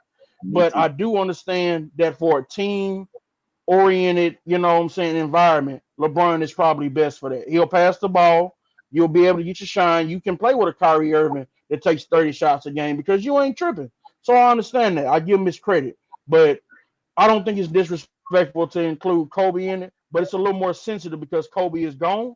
But I never personally had a debate with anybody about Kobe being better than Jordan. Besides Dick Lewis, he might not still be on her, but he's a Kobe guy. But that's personal to him. That's the heart. But again, it's Jordan, and we ain't discussing nothing else yet. All right, now it's time to kick a little ass. Time to kick a little ass. Here's the reason why. Kobe had phases in his career. That 18-year-old young, bald, arrogant bastard, I couldn't stand. But as he became a man, I more understood and I more respected. I always ask the question, how in the hell did we go and get to LeBron and Mike? And now they even doing LeBron over Mike, which is ridiculous to me That's because crazy. in my opinion, and I'm gonna say this, in my opinion, I got a farm, and on my farm, I got goats. I don't have a goat. I don't have one. I got a bunch because I believe there was goats in every era. There were True. some people that we weren't even alive by the time they retired. That was cold as hell. Right. However, I'm gonna say first of all, I was blessed in my life to see Mike's entire career, Kobe's entire career, LeBron's entire career, unless I go to Ma. Right. I'm gonna say all you have to do is just pay attention. Now, in my opinion, Kobe will never be greater than Mike because you can't be greater than what you were copying off of. You are absolutely right about that. However, when you copy the original to in the degree in which Kobe copied him, right? How in the hell could something else come in the middle and be greater? Right? Because I don't think anybody's debating that Mike, y'all said it, is Mike, and then it's all the rest of them summer guns, right? Right. So if all the rest of them summer guns and Kobe copied them to a T, you got to get Kobe right here. Remember when he said 1A, 1B? I totally agree with that 1A, 1B. Because he even said that I can't be greater than the dude that I'm copying. I copied I mastered Mike's moves. Right. So in saying that, I want to pull out a couple of facts, and I think I said this before. All you have to do is watch the Redeem Team video. It'll tell you everything. It was a dope you need to documentary. know. It was the dope. Redeem Team documentary. Mm-hmm. They lost, and they had LeBron and Dwayne and all the rest of them on there. And guess what they were doing, BGZ? They were hitting the club. And as they were coming back from the club, guess what they saw, BGZ? Kobe sweating. Guess what happened? All of the rest of them fell in line. Because if you want to be great, you got to do what the greats do. And only great people know that. Right? So all the rest of them, first it took LeBron and Dwayne to come down there and start working out with Kobe. Then Carmelo and all the rest of them followed, and it changed the whole team mentality. And again, I want to say they continue to lose until who got on the team? Kobe Bryant. Not LeBron James. Not LeBron James. And there's no disrespect to LeBron James, but at the end of the day, if I want to have a good time playing a game and I want somebody to get me involved, hey man, I want you to pass me the ball, it's LeBron. However, if I want to win, which is the bottom line goal, right? And and I'm not even putting Mike in this, and there's two players that I gotta pick from. We on the playground, and I want to win because damn it, if you lose, it's 150 people got next, right? And you'll never get back on the court. Absolutely. If I want to win, and I want that person to, if we lose, they're gonna be just as upset. They're gonna get on your ass. They're gonna get on the other teams and make people hustle, play defense, make people play better. Because what happens? Sometimes you got to piss people off in order to get the greatness out of them. Absolutely. I got to give it to Kobe, and here's the reason why. You said BGZ, he never made a champion. Last time I checked, Ron Artest didn't win shit until he got with Kobe. Pal Gasol, he already that caliber player. That's what I'm saying. Hold on. Pal Gasol didn't win shit and wasn't gonna be shit if it wasn't for Kobe Bryant. Pal Gasol would not have was been only the player. something. Pal Gasol would not have been relevant if it was not for Kobe Bryant. So in saying that, you got to honor that man because that man went from a Shaq-led team. Let's be respectful to Shaq. Now Shaq gone and everybody thinking, oh no, he ain't gonna do shit now. In my opinion, Kobe got better. He got better. And when he brought on that Black Mamba persona, took him to the moon, man. And so I want to go back real quick and say this real quick. The NBA had errors, right? They had the, I'm gonna call it the fighting era, Detroit Pistons and all them. Then they had the, I'm gonna call it the toughness. It was the grit era. And that was the 90s to the 2000s and a little bit past the 2000s. And LeBron, unfortunately, is being penalized for playing in the soft ass era. Because I think that if he was back then, I think he would be a totally different character. I think he would be unstoppable because he I would don't have know about that, adapted Tate. to that style. Think about this. He would have adapted to that style. You talking about somebody who can dribble like magic, pass like magic, at the body of Karl Malone, and all that other, all those other relevant things. Who was gonna stick Skill LeBron set, back? I'm not disagreeing with you skill set wise, but you're Okay. talking about playing in the age where these guys were far more disrespectful with their trash talk and also with the physicality. You know what I'm saying? They are today. Draymond Green, which we all agree is a seventh grader and with second graders, call LeBron a bitch. I Right. don't think I think that's soft compared to what them guys would have said in that time. So I'm only talking about mentality here. I'm not Yeah. talking about physical skills. I don't question that. Of course, Fact. LeBron play in any era with physical skill set, but mentality, man, them dudes was different. And if you got that mentality that, hey guys, I just want to be friends and play basketball. If you got that mentality in that era, you'll get eaten up. But that's what I'm pointing out. For example, Mr. Black, I know damn well you ain't my age, and I know BGZ ain't my age. But you always hear the saying, man, these kids could never dealt with what the hell we had to deal with growing up. Right. You know why we dealt with it? Because it was the environment. And you adapt to Mm-hmm. your environment. Right. This environment nowadays is soft, and that's the reason why they are what they are. So I'm saying that adaptation would have had LeBron in line. He wouldn't have been soft. He wouldn't have been that crying, that big soft. He wouldn't have been that. So imagine LeBron with an attitude. With an attitude. I would I have agree. then I said, just I can't would have give him the then attitude. said LeBron could possibly be the GOAT. However, the only reason why I put Kobe and Mike over LeBron is because they will cut your freaking heart out. Right. Why? Because Kobe got a taste of that era. Mike was that era. Mm-hmm. And LeBron kind of missed all that. And they've been pampering them I ever don't know, since. man. You don't think the Detroit Pistons with Rasheed Wallace and Ben Wallace was a taste of that era we're talking about? Okay, so He kind of came in to play I'm glad against you him. said that. I'm glad Yeah. you said that. And they were absolutely tough. They were absolutely tough. However, those guys were at the end of their rope. They were at the end of their rope. They had Right. won their championship. They had gotten beat up and they were tired. Ben Wallace wasn't what he was. Mm-hmm. Tayshaun Prince wasn't what he was. Right. Chauncey, all of them, they had won theirs. They were kind of like they were kind of like the way Isaiah and them was when the Bulls beat them. Right.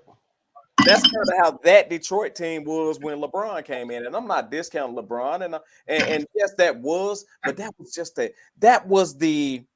it's almost like you ever go to a cookout and they say all the food gone, all the dessert Right. gone. All we got left is the tuna that somebody brought. Well, LeBron got the tuna. What about the Celtics though, man? And I'm only saying that because Which you had Celtics? KG, Paul Pierce, Rondo, and Ray Allen. And I know they were older, but I'm saying they were still at the tail end of the primes where they still got a championship. And I'm saying the So culture.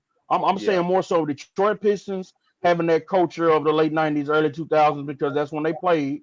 And the Celtics, KG, he played against all those centers of the 90s and stuff like that, and Ray Allen and Paul Pierce. So I'm saying that was still culture-wise, it was still intact. So I do give LeBron a little credit versus someone who came in a little later, maybe like a Damian Lillard, who probably came in when it was all the way, kind of soft. But So LeBron let me ask did you this come in question. at a time where it was still like some of those dinosaurs were still in. They had a little gas in the tank. You probably can answer this Right. question, BGZ or Mr. Black. How many years did the Celtics kick LeBron ass when he was in Cleveland? Oh, about 4 or 5, easy. Was it 4 or 5? I think he was more like 2 or 3, maybe. Yeah, I think it was 2 like or 3. Okay. Now, Yeah. this is what I want to ask. How many years did it take Mike to get past the Pistons and the Celtics? He didn't really get past 8. the Celtics, but it took a About long 8. goddamn time. Yeah. So what I'm saying is Mike had a larger sample size of getting through tough shit. But look at the team, Tate. LeBron had a sample size. Players was Hall of Famers.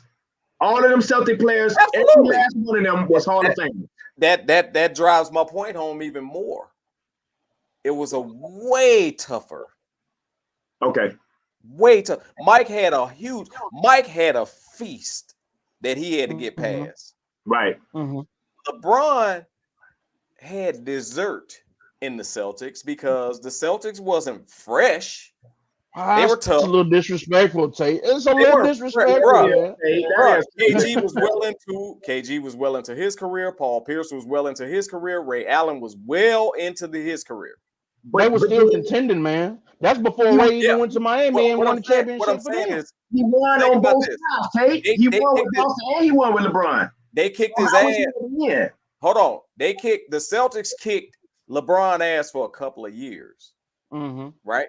Mike had his ass kicked for about 8 years. Right, for sure. Yeah. No, I'm not comparing the struggles. I'm agreeing with you that Jordan had much more of a struggle. I'm just saying when we talking about eras, I do feel like LeBron got a taste of it. You know what I'm saying? I don't think he just came into a completely soft NBA. All I'm saying is he got a taste of it. Okay, so Mike had the brisket with the seasoning and everything on it, and then LeBron just had where let me taste that seasoning. You put the seasoning right here and you lick it, like, oh shit, that's a little spicy. I get what you're saying. Bro, please understand that LeBron got oh my God, it was a small sample size in comparison to Mike and Kobe. Right, for sure. When it comes to the tough era, because the league actually tailored it for LeBron. They knew who the new king was. They knew who they was going to try to crown. And then I'm going to throw this up. Right. I'd have gave LeBron props, even though he benefited my team a whole lot. So thank you, Bron. But I'd have gave him props if he'd have stayed in Cleveland and got past them versus going to Miami. I feel you. Yeah. Okay. So if you'd have had the toughness enough to endure that and overcome that with the Cleveland team, okay. But you had to go and ride out with your homies. I agree. So that's the only reason why. And by all means, please, I love. Hey, thank you, Miami, all day long. I love the fact I was rooting for Miami during that time. I was. D-Wade was my guy. But again, I think that made you even a little bit more softer. Going to Miami?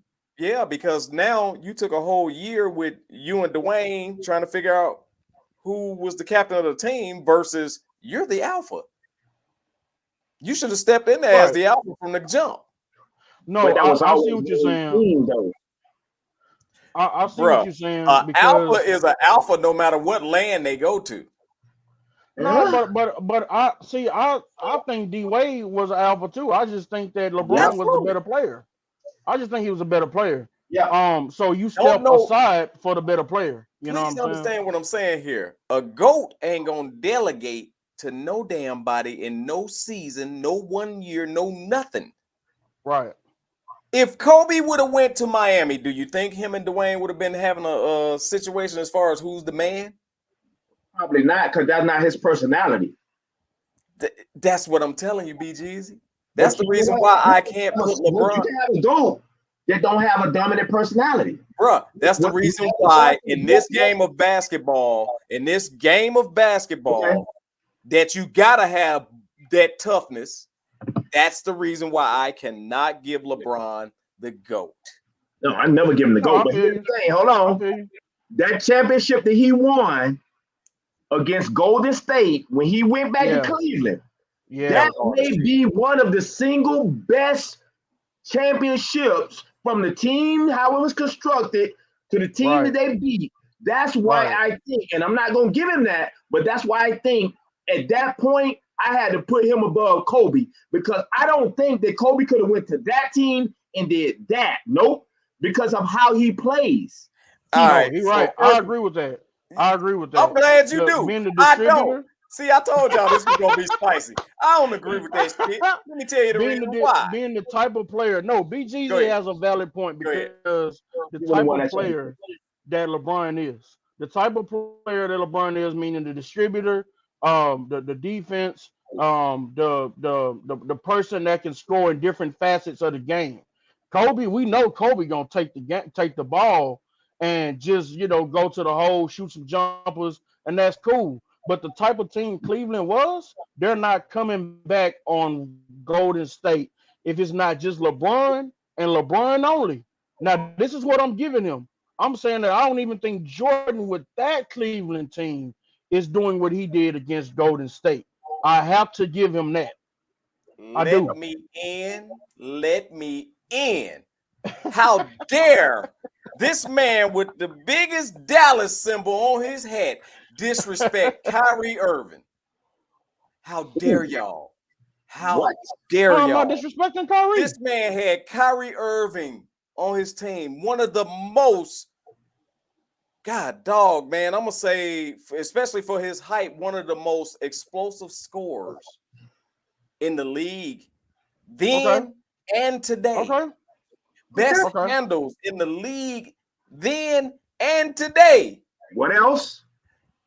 Kyrie Irving is the person that hit the damn shot that won the game. Hey, listen, I hate that you putting me in a spot to defend LeBron. I hate that you're doing this to me, Tate. I hate that you're doing this. But you tell me Kyrie Irving and who gets that done? Kobe. Against no. Because Kobe is not letting Kyrie take that shot. He's not letting him take that shot. Kobe jacking up Let's remove some circumstances. Let's remove some circumstances. So we got a 73-9, which I totally respect the 73-9, even though I was a Bulls fan for the 72-10 team. However, I respect that 73-9. I'm gonna tell y'all this. Barring the circumstances, Cleveland wouldn't have won that series. Had Draymond Green not been suspended.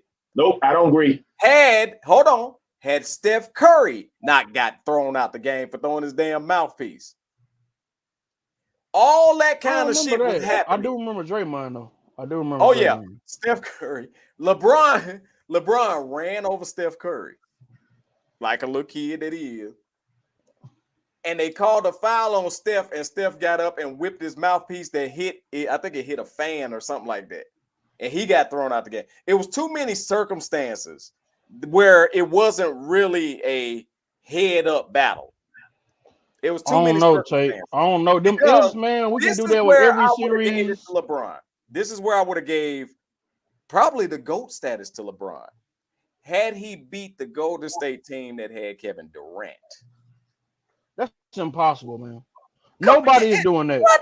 Nobody is doing that. Oh, I know a lot of people.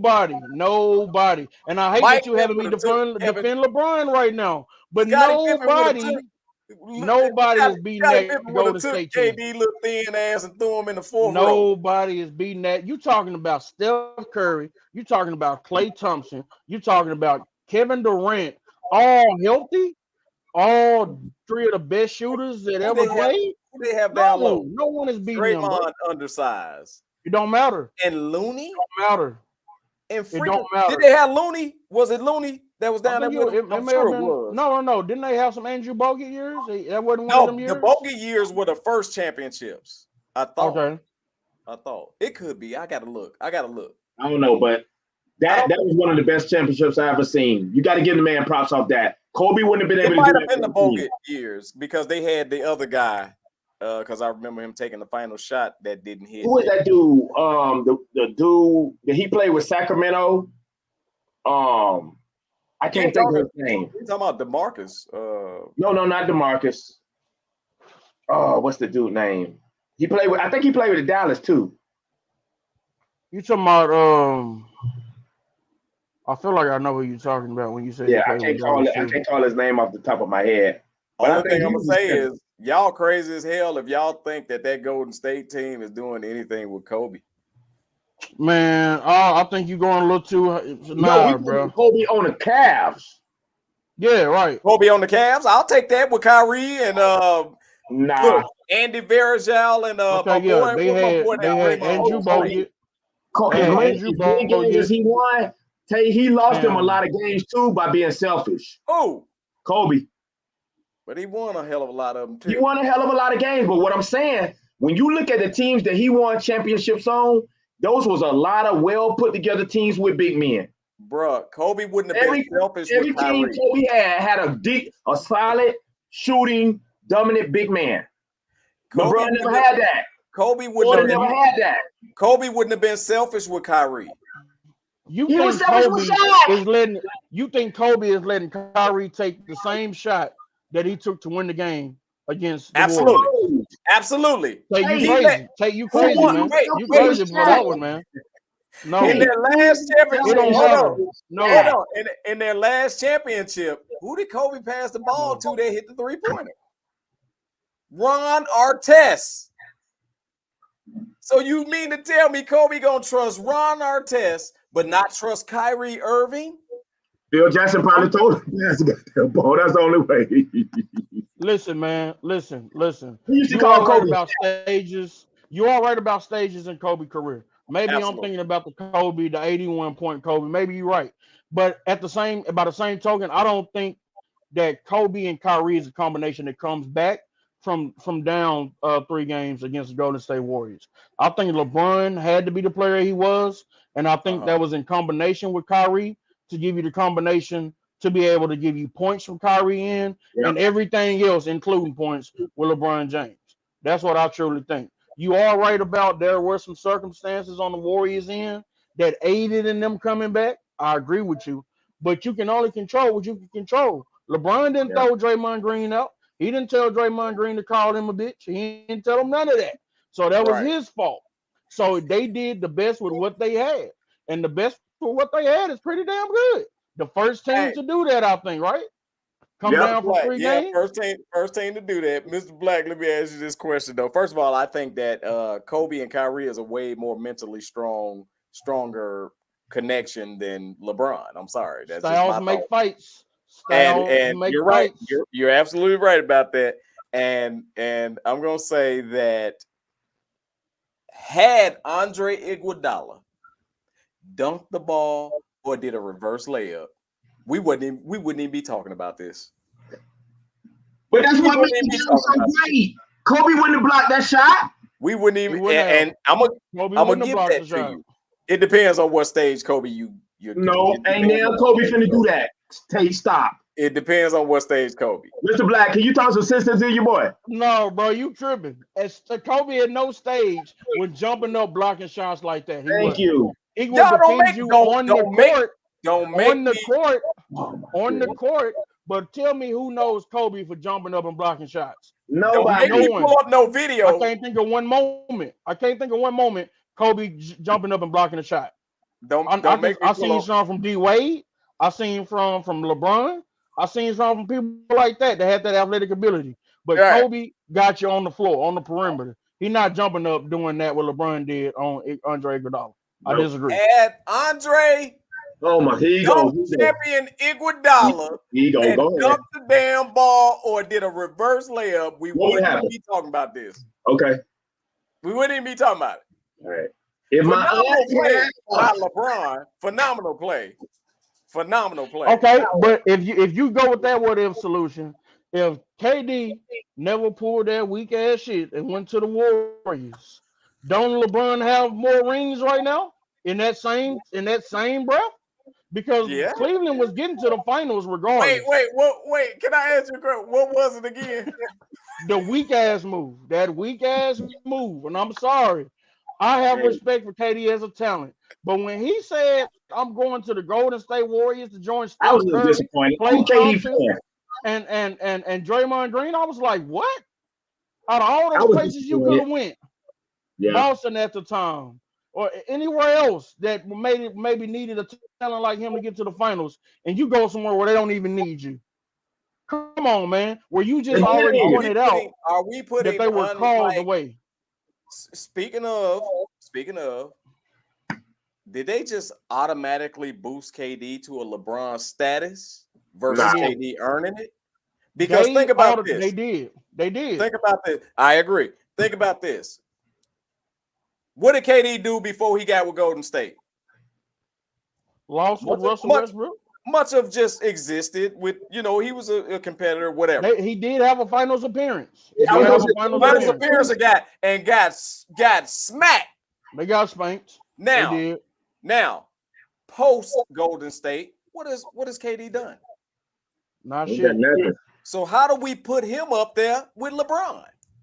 I mean, you can't, but I'm gonna say this: he's one of the greatest all-time players. Wait, say that again. He's one of the greatest all-time players. If he was 6'4", no. Listen, Tate. When he went to Golden State, was he not the best player on that team? I think Steph Curry delegated. He was I'm not talking about shooter. I think what we do, we get Steph Curry because he can shoot good. We say that. Don't you do that. You better remember that this man won a championship without KD. And that's cool. But when KD was on that team, I'm not talking about shooting. I'm talking about blocks, rebounds, assists, steals. Was KD not the best player on that team? But he waited till he got to the Warriors to do that. He waited till he got to the Warriors to do that. Okay, cool. But was he the best player on that team? Unquestionably, he was the best player on the team when he was with Golden State. I got questions. There you go. I'm not just gonna give it. Mr. Black, it's good to talk to somebody. You're gonna take me jumping out the window. We gotta grab his feet. I'm not gonna just give it to KD like that. Huh? Hey, come on, man. Come on, man. Tate, was you watching it? You don't even know who the damn best player on the Phoenix Suns right now is, and he on there. True. Because they never healthy at the same time. Come on, man. Steph Curry, y'all got to get that boy his props. Everybody think about he little he and won all this with and without KD. That's the person that's unquestioned right there. He won with and without KD. That dude is a silent killer. Steph Curry is a silent killer. All time, I'm putting Steph Curry over KD. Me personally, all time I'm putting him over KD. I absolutely would. Yeah, I would. But is he a better overall player than a lot of people that you would put him on that list with? Just say you in your top 10. Okay, wait. No. Steph as a talent, right? If we're just saying talent, Steph 6'4". Talent. Just talent. Just talent. You can't teach 6'11". You can't teach it. So that's a skill. That's he was blessed with that. That's talent. I feel you on that. 6'11". I got a question. Steph is 6'4". Yep. Right. Doing all of what he can do, because I'm gonna ask y'all this question. You're not greatest gonna shooter ever. You're not gonna greatest shooter ever. Hold on. You're not gonna give him no room to shoot, right? We got that straight. He's the greatest shooter ever. Absolutely. But you also not gonna stay in front of him either, right? Because Steph is a great finisher. Great ball handler, great finisher, all that. Great finisher. Because his shot opens the way for him to do that. Bro, now he ain't he ain't AI. He ain't AI under the basket. No, listen, he's not even Tony Parker under the basket. No, he's not no Wizard. He's not no Kyrie. Oh, he's not no Kyrie under the basket. No, come on now. He be having some nice finishers under there, man. No, Kyrie. No, he's not no Kyrie under the basket. He's not no AI under the basket. He's not no Tony Parker under the basket. Are you serious? No. I can't agree with Tony Parker. I can't agree with Tony Parker. I'll give you AI. I'll give you AI, but you ain't getting Tony Parker. You ain't getting Tony Parker. I take Tony Parker under the basket over Steph. Wait, I don't know about that, man. BGZ, you can take that shit back to France. Okay. Hell no, Tony Parker ain't nowhere near the finisher Steph is. I don't know what you're looking. Maybe you're looking at all. He was crafty. He was crafty. But no, I can't say he better than Steph. See, y'all. See, here's the thing. They'll be having some nasty layups. Steph has y'all so drunk because he can shoot from anywhere, right? That ain't what we talking about. I'm just talking about going to the basket. Putting that into the equation. He is a good finisher because his shot, you have to respect his shot. So you have to say, okay, what am I gonna give up? I'm gonna give up the 3, or sometimes he might do a faking. No, Tony Parker was a way better finisher under the basket than Steph Curry. Yes. Hey man, I'm gonna be for real. I'm gonna be for real. I don't know. Better. At this point, I don't know who's gonna create this, but I think somebody should create like touch screen, like real touch screen. Okay. Because I want to put my hands through here and shake the hell out of BGZ for continuing to say that Tony Parker is a better finisher than Steph freaking Curry. I'm not talking about shooter. He better than Parker. Absolutely. He overall better than Parker. Yeah, you keep saying that because y'all drunk up 3. No. I'm not talking about I'm not even talking about threes, man. I'm not talking about doing nothing else. That what? Nothing else. What? When his You shot not never dropping, seen Steph he's a Curry make a liability. layup that made you say, "Ooh." When his shot is not dropping, he's not playing no defense. He's not getting nobody involved. He's a one-trick pony. Not true. Bro, he's a one. First of all, Wardell Curry, you got to guard that son of a gun from the half court. He's a one-trick pony, bro. He can shoot. What? A point guard supposed to be able to go to the hole. What? Look, respectfully, because I hold this player in high regard. Reggie Miller was more of a one-trick pony than Steph Curry. You got he didn't even create his own shot on the team. He came off screens. He got set up for threes. Don't nobody got to set up Steph Curry. Nobody got to set him up. He's going to get that shot, whether it's a 3-pointer, whether it's a mid-range, whether it's a layup. Yeah, he can get his own shot. After goal, he's very crafty, bro. Hey, he the best shooter ever. He's not even. I wouldn't even put him in my top 5 finishers under the basket. I'm sorry. Please name 4 I don't more put Tony Parker in there either, though. Tony Parker not in the top 5 either. I would not. No. Please name 4 more better than him. Please name 4 more. I would put Magic better than him. Magic a better point guard than him. Period. Point guard, Magic is better than him. He's a goal point guard. See, that's what you drunk because you think it's shoe still. I'm talking point guard. Wait a minute. Wait, let's be for real. Have you seen? I almost call him Wardell again. Have you ever seen Steph's passing package, bro? You ain't never seen the dimes he dropped? Nah. It ain't Magic. I wouldn't put them. I'm about to say I wouldn't put them nowhere near Magic, man. It ain't Magic. Nah, it ain't Magic. It ain't none of the point guard. Because when you think about a point guard, you think about more than Steph. Really is a 2. Let's just keep it a beam. Steph really is a 2 guard. He's just playing point guard. He's not a true point guard the way he plays. He's not a distributor in that sense. He's not. He's a 2. Yeah. So wait, now, stop tripping, y'all. He can play either 1 or the 2. He can play. He can the same way Russell Westbrook can. But Russell Westbrook ain't a true point guard either. He's not a true point guard. I will put him finishing under the basket better than Steph. Okay, wait a minute. Wait, averaging double-figure assists. How you not a point guard, bro? Okay, I'm talking about Russell. I'm talking about Russell Westbrook at this point. Russell Westbrook was trying to get those triple doubles. I'm talking about somebody who just naturally playing and getting the triple doubles like Magic. That's my game. Russell Westbrook was stat chasing. He was. That's why wait, when it came to the rebounds, he was stat chasing. But what is Russell Westbrook doing right? What is Russell Westbrook doing right now for the Clippers? He's dropping dimes. Not when he first got there, Tate. He's no longer the scorer. Not when he first got there. When he first got there, he was doing Russell Westbrook on his way out, though. I'm talking about Oklahoma City Russell Westbrook. He's stat chasing. Stat chasing. After Kevin Durant, he's stat chasing. He went for the. Because it gets to be. Listen, man, I'm not gonna win titles like that. I'm not gonna have 5, 6 rings. What can I do to separate myself as a player? You know who only has the triple-double average in the season? Oscar Robertson. I'm chasing that. I've done that 2 times now. You know what I'm saying? So that's what you have. I'm not knocking Russell for it. I'm just saying when we talk about natural position, this is what pass first point guard, like Magic Johnson, Chris Paul. He's not that. Steph Curry's not that. Well, in that case, also take Luka ass off the point too. No, yeah, Luka is not a Luka's like a natural. forward, He ain't can he? pass, No, but he's like he's not a point forward either. wait, hey, check this out. He a shooting guard, but if you could ever put a refrigerator at shooting guard, that's Luka. Okay, I give you that. Facts. I give you that. He post them little guards up, man, and they can't do nothing about it. Hey, let me tell you what's funny, y'all. Didn't I say TMI news quickie?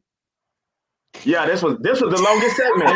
And you also said that this shit ain't gonna be quick. I said it. This ain't gonna be quick. Yeah. Not with y'all. Man, look here. First of all, I want to let y'all know, man, we got to do this once a month now, y'all. Okay. For sure. Y'all done became kind of like little figureheads right now of TMI sports talk. So we're gonna have to have this barbershop type banter at least once a month. So if y'all can do me a favor and let me know that y'all will commit to at least one time a month with your boy. I'm in. You got it, man. I'm in, brother. Let's do it. Let's do it. Hey, man, I appreciate y'all, man. Again, y'all really carried the football thing because everybody know I'm not like when it comes to football, I'm not that fan like I am when it comes to the NBA or you mean because of the Bears jersey behind you? Wait, say what now? You mean because of those Bears jersey behind you? It is. I swear to God. He got a sprouting ball right there. Well, hold on, Tate. I would be remiss if I didn't say this. Mr. Black, no offense, but the Bears have been to a Super Bowl since the Cowboys have. So you ain't got nothing to hang your head too bad about. Well, wait. Wait a minute. Wait. Mr. TMI. Wait, Mr. No, they didn't win, but they was there. See, that's not a winning mentality. That's not a winning mentality. Well, hey, you got to get there to win, right? Just like the Eagles going last year don't mean nothing because they didn't win. You're right. They was You're there. right. They ain't win. Nowhere this damn year. You're right. Now we probably ain't. But we the last one in the division to win one. See, this is something that never happened. Y'all was talking about how, and I'm sorry, help me out with this, Mr. Black. Y'all said Jerry finally let who in? Jimmy Johnson. That's not why y'all gonna get to the Super Bowl, bro. Absolutely. The reason why y'all gonna get to the Super Bowl is because Mr. TMI put the stamp on it. Oh, okay. I told you. Okay. Dallas.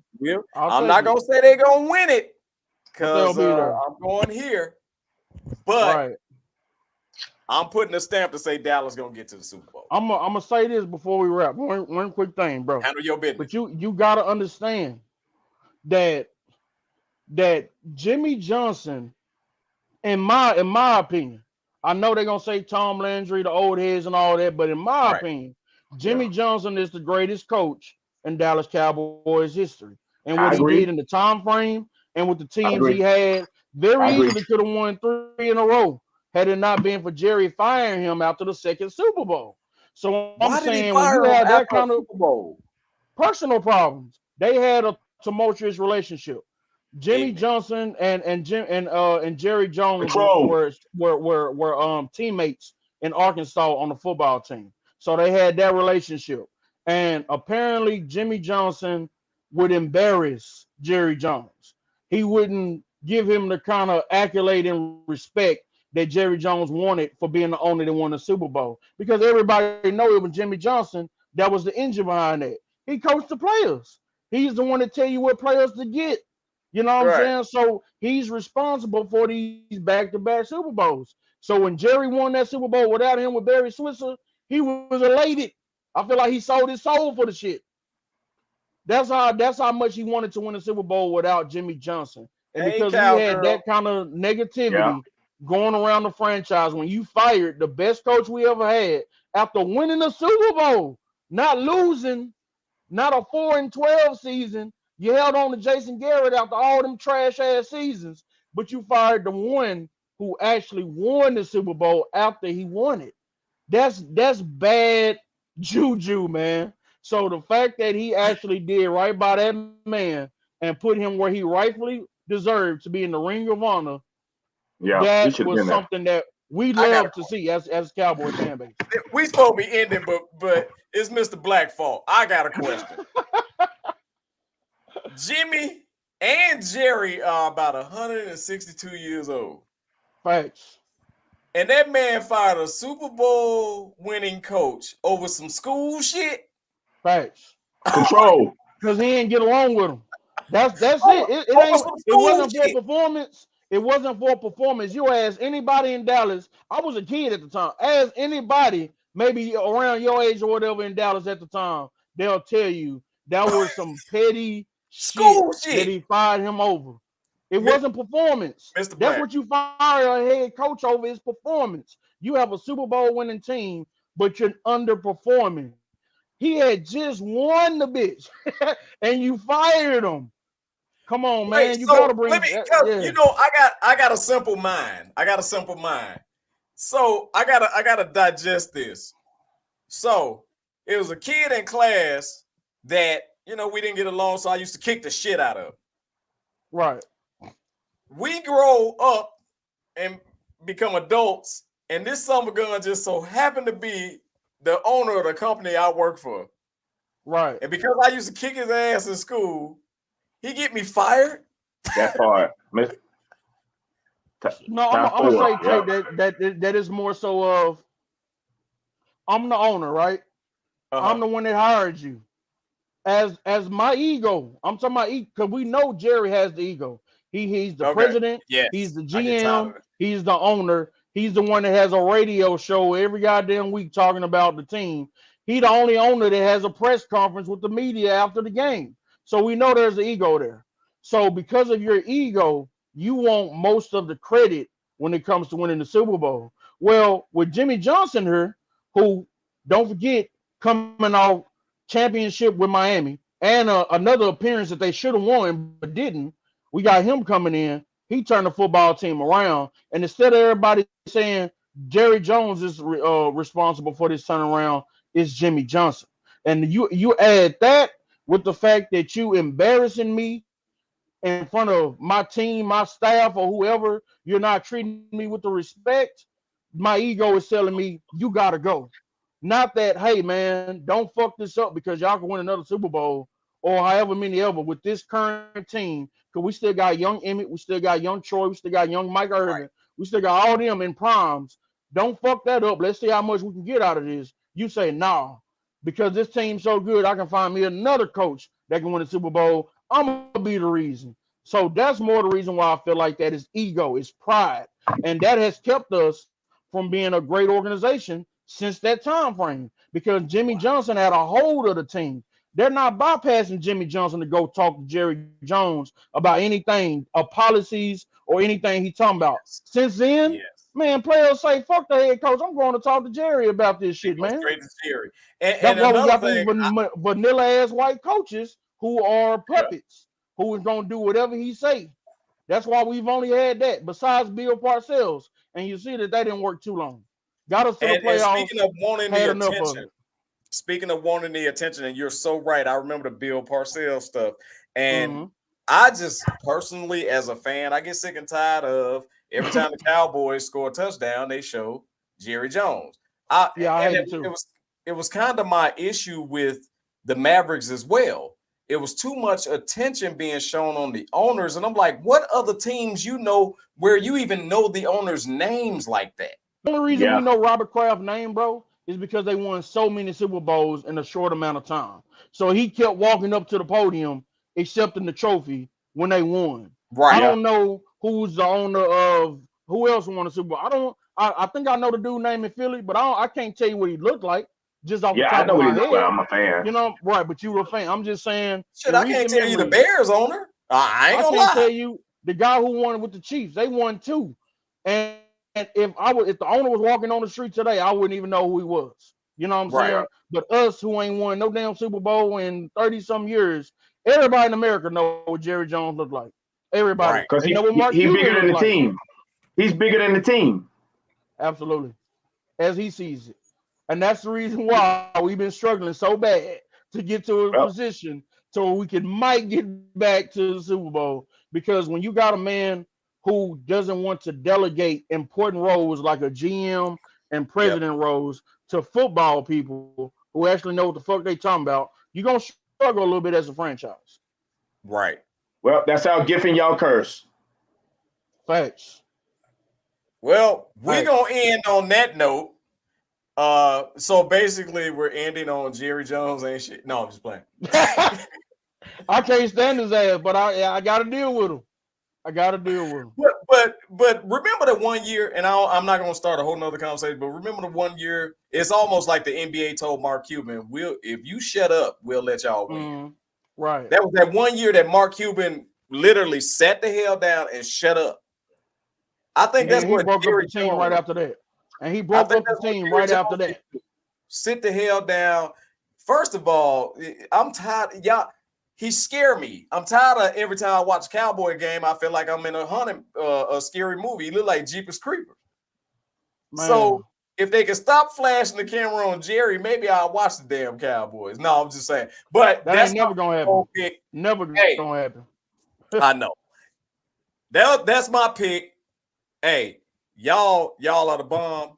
We already look. They already promised us at least one show a month. We're gonna continue rocking on with TMI Sports Talk. Next week, man, we got to get into some wrestling. I'm a little behind on my wrestling, so all my wrestling addicts, man, y'all got to tune in, and so we can get caught up and see what's going on with The Rock and Roman Reigns. We got to see what's going on with that. Also, make sure you tune in this Friday because TMI News. Y'all listen, gentlemen. Y'all listen to me. First of all, thank you, Cat Williams. TMI News on Friday got a hell of a lot more views than what we typically get because of the Cat Williams thing. Also, I hate I missed that. Also, I'm gonna say I think this coming show is gonna get even more views than that because the topic, and I can go ahead and say the topic. The topic is, how do you know when a friendship has expired? That's a nice one. Y'all better tune in because we are about to go in for the first time on straight up friendships, not that woman, man, nothing like that. Straight up friendships, homeboys, homegirls. How do you panel know? full? You say is the panel full? Yeah, panel full. Let me tell you what's so beautiful about TMI News on Friday night. We open the phone line and the phone line be ignorant. Bad. So feel free to call in, bro. It'd be an honor to have both of you gentlemen call in. Okay, I'll probably bang the line because you know we do our little thing on Friday too, Tate. Yes, sir. Yes, sir. I gotta get in on y'all stuff, man. But I ain't gonna lie. Once I'm off TMI News, I'll be so damn tired. I know, man. But we might run it Saturday because I want to get it. But we'll talk about that offline. We gonna holler about that. But in the this year is happening. It's happening this year. In the meantime, thank you, gentlemen. Thank you. Hey, man, anytime. So you say once a month? Once a month, and I would be crazy as hell to get off of this thing without letting Mr. Black tell y'all what projects he got coming up or what he's currently working on, because you're currently on set. Thank you, correct? brother. Thank you. I am currently on set. I'm shooting a Christmas comedy right now called Christmas with the Fam.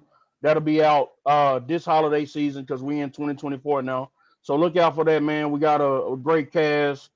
Corey Espy, Brandon Medlock, Missy Lee, Lanita Bryant, Dix Lewis, Sticks Evans. Like this is gonna be one that you definitely want to tune into this holiday season. We're giving you that black family feel with the comedy. You know what I'm saying? So that's something I feel like been missing in Christmas movies. You know what I'm saying? In the new age sense.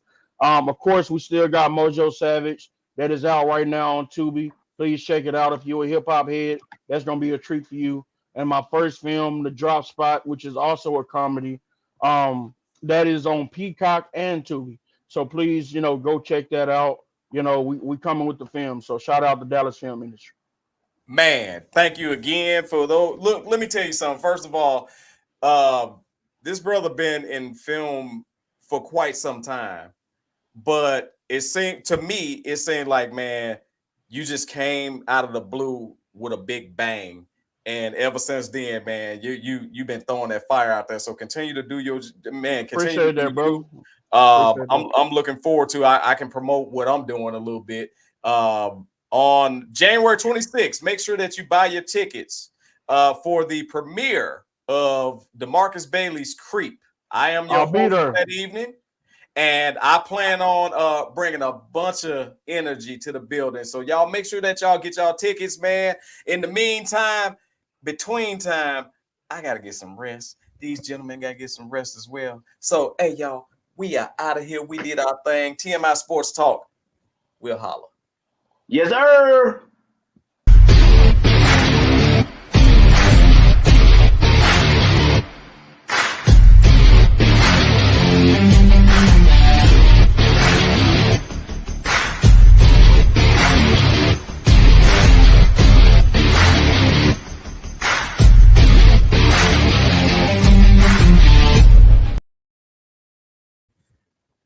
I'm hungry, can you?